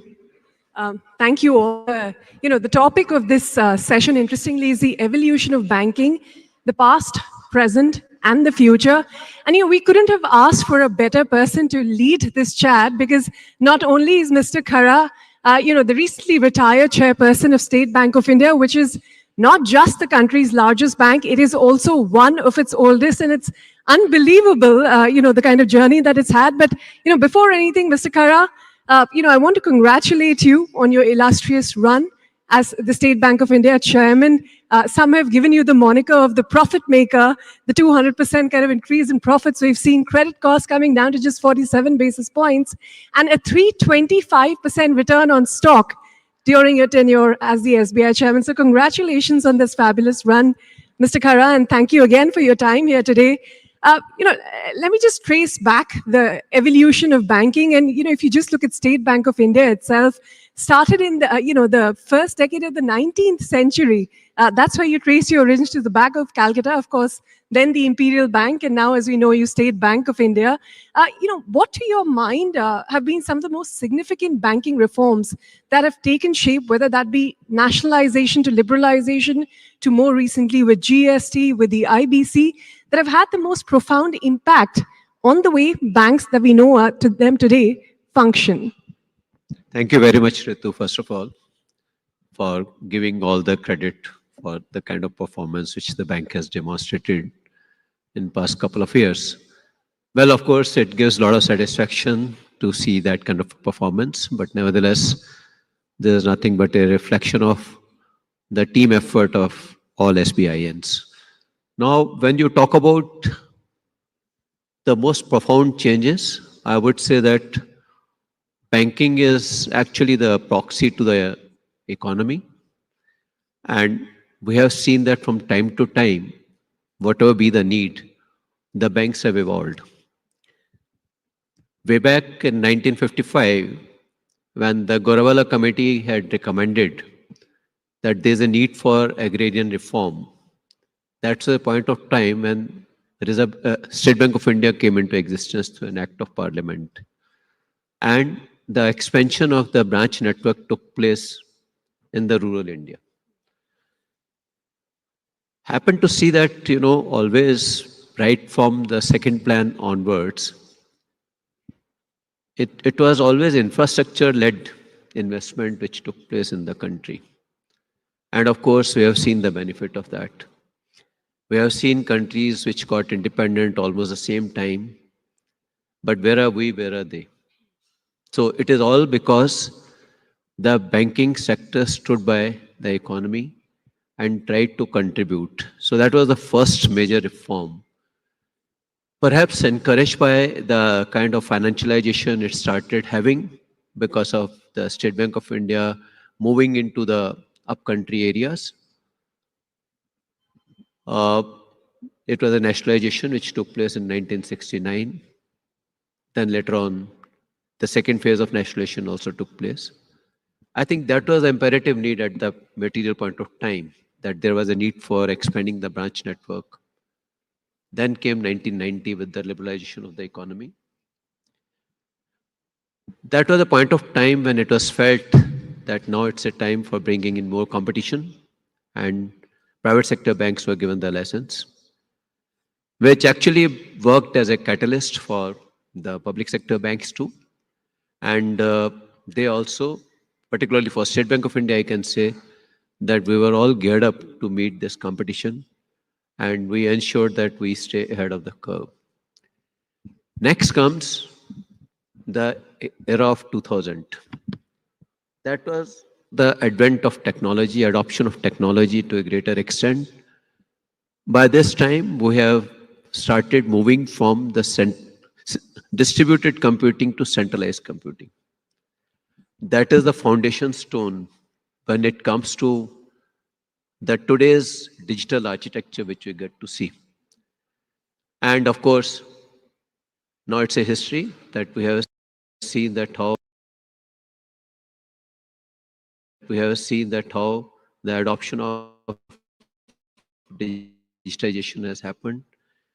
Then came Jan Dhan. It was actually 2004 onwards. It was a jam trinity, Jan Dhan, Aadhaar, mobile, and it led to a situation where it was a democratization of the banking services through the Jan Dhan account. So this is something which happened.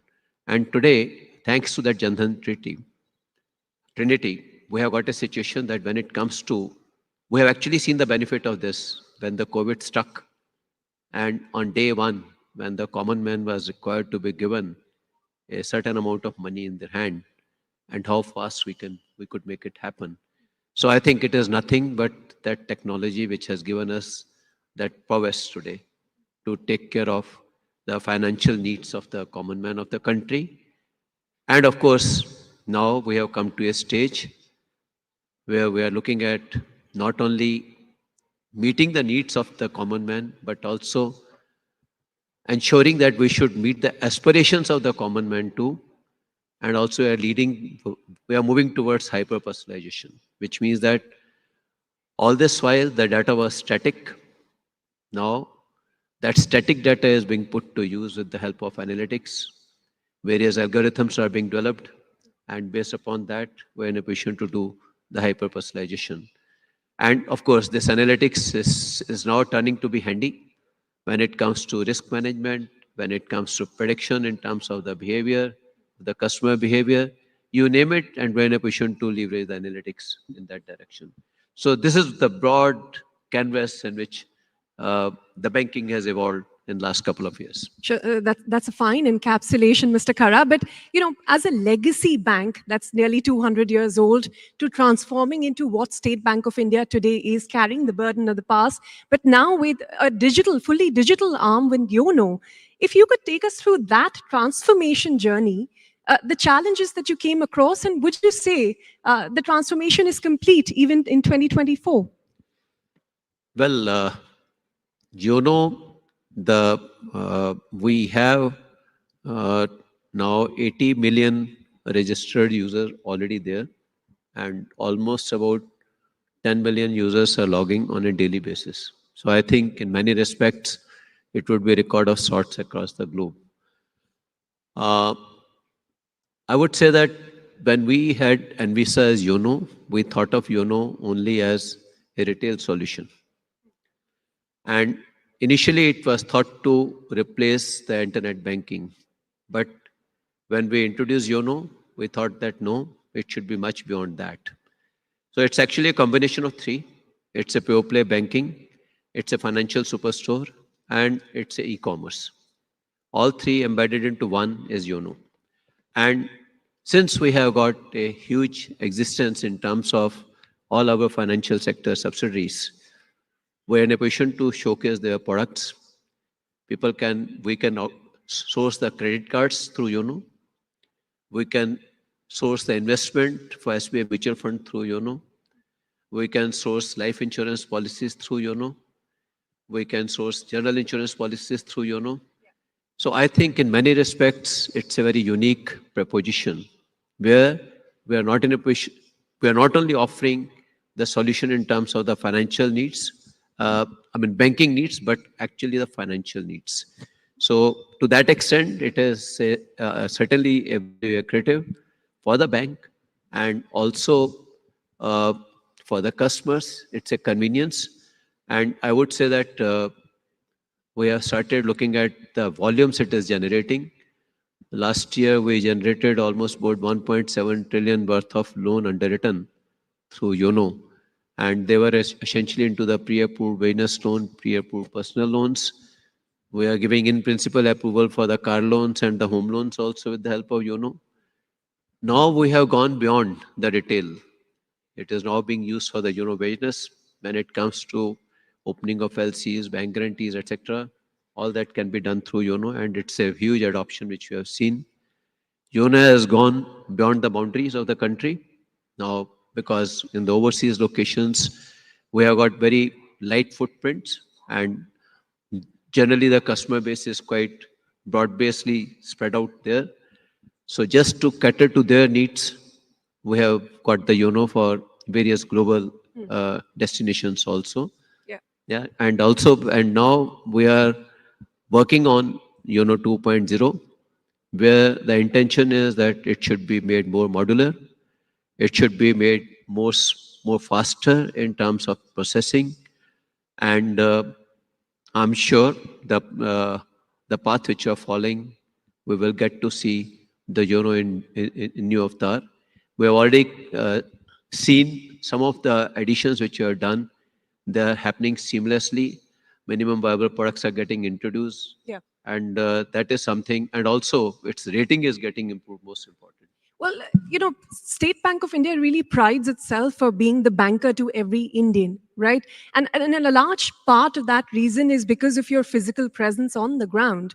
To what extent do you think this physical branch banking can be replaced by digital channels? How soon before you see increasingly, the bulk of your incremental customers and incremental business only coming through the digital channel? It's an interesting question, because when it comes to the kind of customer base whom we serve, happy to share that State Bank of India serve 50 crore customer, which is almost 1/3 of the country's population. And when we serve 1/3 of the country's population, we have to take care of all kind of customers, their preferences. So we actually look at YONO as a distribution channel, one of the distribution channel. The way branch is a distribution channel, YONO also continues to be another distribution channel. And what you mentioned in terms of can the physical presence be replaced by YONO, or the YONO can replace the physical presence, or either way out, I think it's an era where any commercial organization has to think in terms of multiple channels of distribution. And to my mind, there is a scope for coexistence of both, even in the foreseeable future. Well, I'll quickly step away from the institution itself to some of the more present issues that the banking industry finds itself in today. A few years back, the whole talking point was about bad loans and how banks were cleaning that up. And now banks have emerged healthier with stronger balance sheets. But as the governor often repeats, it's in good times that lenders should not let down their guard. That's something that the regulator highlighted with unsecured lending, and we're seeing that play out now with banks reporting higher stress in their retail book. But to your mind, now that we're in these good times, what are some of the emerging risks to be wary of, for the present generation of banking? Well, rightly said that invariably the mistakes are committed in the good times, because if at all you take away your sight from the road and also the steering wheel, the accident can happen anytime. So that is one one of the reasons why for any banker, good time or bad time, a risk is always to be kept in mind. Normally, at times, people tend to ignore the risk, but that should not happen. And for that, I think now the system has strengthened quite a lot in terms of the infrastructure, in terms of the MIS, which actually ensures that there are early warning systems in good time, which actually gives a good opportunity to plug any such chances of any accident. So that is, I think, which has happened. But yes, of course, going forward, what you mentioned in terms of unsecured lending, there are different variety of unsecured lending. There were people who were not even looking into the income streams and were going ahead and lending. So those are the people where there could be challenge. But yes, of course, if at all there is a adequate assessment in terms of the income flows and certainty of the income flows and the EMIs, then perhaps it may not be as much of a challenge. So much of it will depend upon unsecured credit to which category of customer and how much. So that is something which is going to define and determine how this unsecured book is going to look like in the different banking. Well, that's something to keep in mind. But, the other issue that's really dominating, the conversations among bankers is this scramble for deposits. And that's because, household savings typically, which would, stay in vanilla bank accounts, are moving out because there's more financialization. They're on the hunt for higher returns on their, savings, and also, of course, tax efficiency. Do you see a structural, problem emerging for the banking sector to tackle, with especially as we're seeing more and more banks look at the digital route, not so much as the physical footprint? Do you see this impacting credit growth as deposit continues to lag? Well, this is something our chief economic advisor, Dr. Soumyakanti Ghosh, has come out with a report, and which is actually based upon the RBI report, where he has analyzed that we have seen similar kind of a situation way back in 2003-4 also. And his assessment is that normally it takes anything up to 41 months for this divergence to get addressed. So I think our assessment was that by the June 25 or so, this should get addressed. But nevertheless, there are multiple options which are available to take care of the loan book growth, which I mentioned in the past for State Bank of India also. We had mobilized deposit at a point of time when nobody used to look at deposit during the COVID period. We have created an investment book, which is, even today also, we have got investment book, which is almost about 3.7, 3.9 trillion.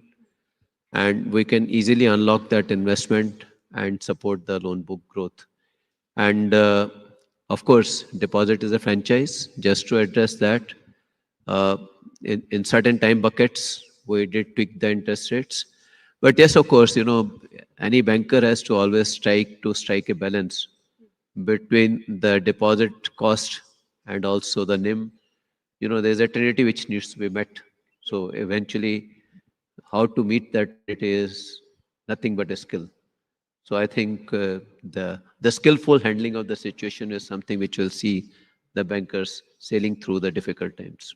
Well, that's a very clear, definitive timeline you're giving for when the problem may resolve itself. But, back to the theme of digitization, the digital transformation of the economy, are banks today, and especially legacy banks, public sector banks, adapting fast enough?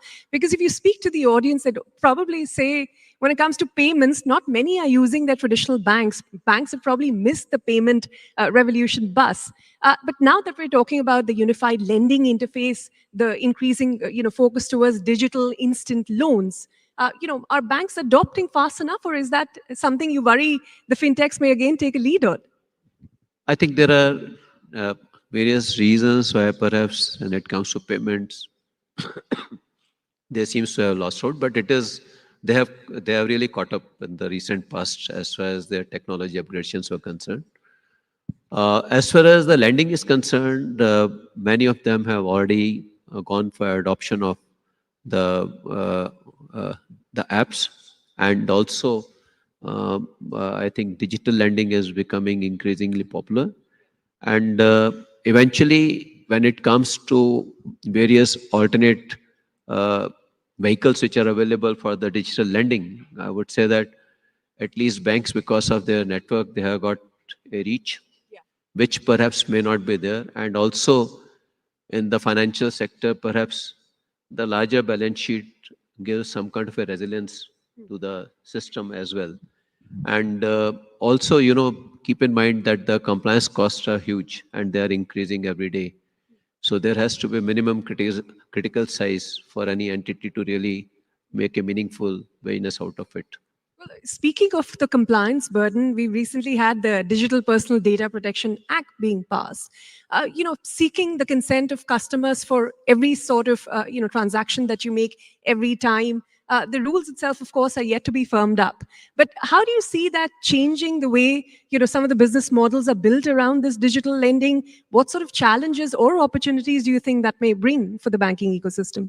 I think we have been engaging on this DPDP Act for almost a year plus, and we were very carefully understanding what is the intent of the DPDP Act, though the regulations are awaited anytime now.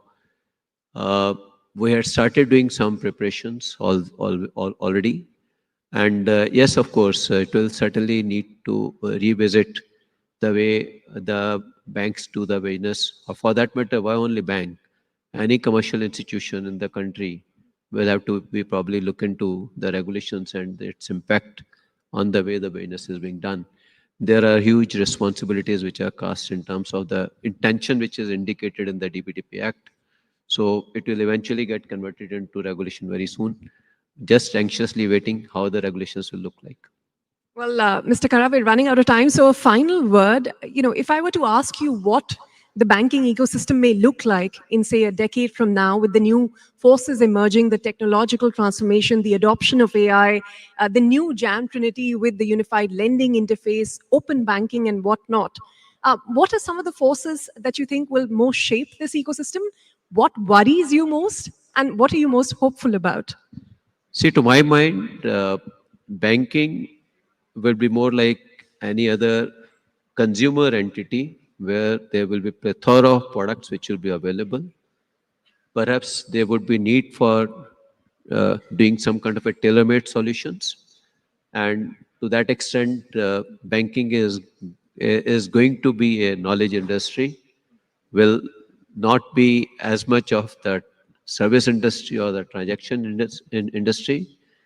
And this is how I perceive the banks to be in the days to come. And of course, consuming technology, consuming analytics, consuming the latest in the area when it comes to customer behavior understanding, all these will be consumed by the banks, and perhaps effort will be to create solutions, tailor-made solutions. That will be the endeavor on the part of the banks. All right. On that note, Mr. Kara, it's been a pleasure chatting with you, and thank you very much for sharing your 4 decades of experience in the banking sector and how some of that past may influence the future. Thank you very much for your time here today. Thank you all for being a wonderful audience as well. Thank you.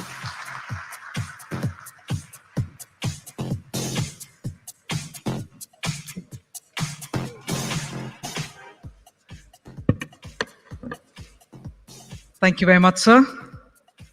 And thank you very much, Ritu. Ladies and gentlemen, after that dynamic conversation, it looks like we managed to set the tone as to what really we will be expecting in the future with regard to banking, and who better than the leader himself to share his valuable thoughts with us. Let me also inform you that we are gearing up for the next session in the next few minutes. What we're about to do is get our next session started after the next couple of minutes. I'm going to request all of you to please be seated. Before we move ahead, I'd also like to thank our agenda partner, HSBC, Gourmet partner, Pay10, Fintech enabler, SyncTech, Gold partner, BriskPay, Silver partners, InSolutions Global, Pay with Ring and Z47, and Bronze partners, MTech Innovation and NCR LTOs. So while we thank our partners, ladies and gentlemen, let me inform you that our next session, as per the agenda, I think this is where we are strictly following a very good timeline.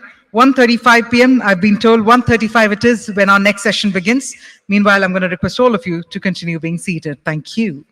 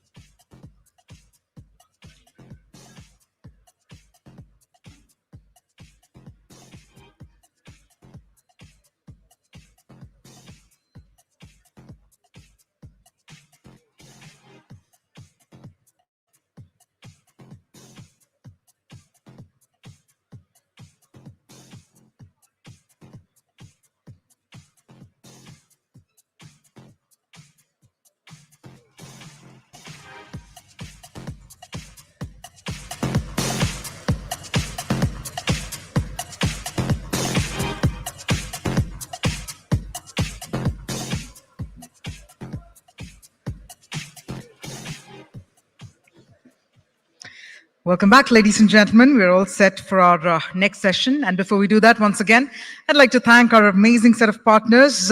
First up, I'd like to thank our VIP lounge partner, L&T Finance, Credit Insights partner, TransUnion Sibyl, Gold partners, WeGoFin, Payg, and Montron, Silver partners, Gupshup, and Zigram, as well as Ascenda Loyalty. We'd also like to thank our bronze partners, Yap and Cockroach Labs. With that, we're gearing up for our next fireside chat. And once again, I'm going to request all the ones who've just entered inside the hall to please take your seats. And I'd also like to urge our members of the audience to keep those conversations flowing using the hashtag GFF. Before we move forward, I also have a quick announcement for our members of the audience as well as our speakers. Now, as we're all aware that tomorrow we'll have the presence of the Honorable Prime Minister of India, who will be gracing his presence right here at the Global Fintech Fest 2024. And owing to protocol reasons, we will be having a tech check in between the sessions, because of which the mics might get jammed for just a minute or two. So if that happens, if suddenly our speakers or our audience members go speechless, please note it's just a tech check. Within a minute, we'll ensure we resume it. But it's a general public announcement I'd like to share with all of you so that we're all aware, but we're all gung-ho about all the sessions that we're about to witness. On that note, I have been informed that our speakers are right here inside the hall. So we're about to get the session started in a jiffy. Guess what? I think I've just been informed by my team member that the mics might get jammed now, right? Okay, just when I was preparing our audience and our speakers that something like this might happen, I think it'll happen with my mics first up. But I'm just going to take a quick thumbs up from my team if you're set to get the session started, so that we can have a seamless flow of the session. So we'll just hold on for a couple of minutes.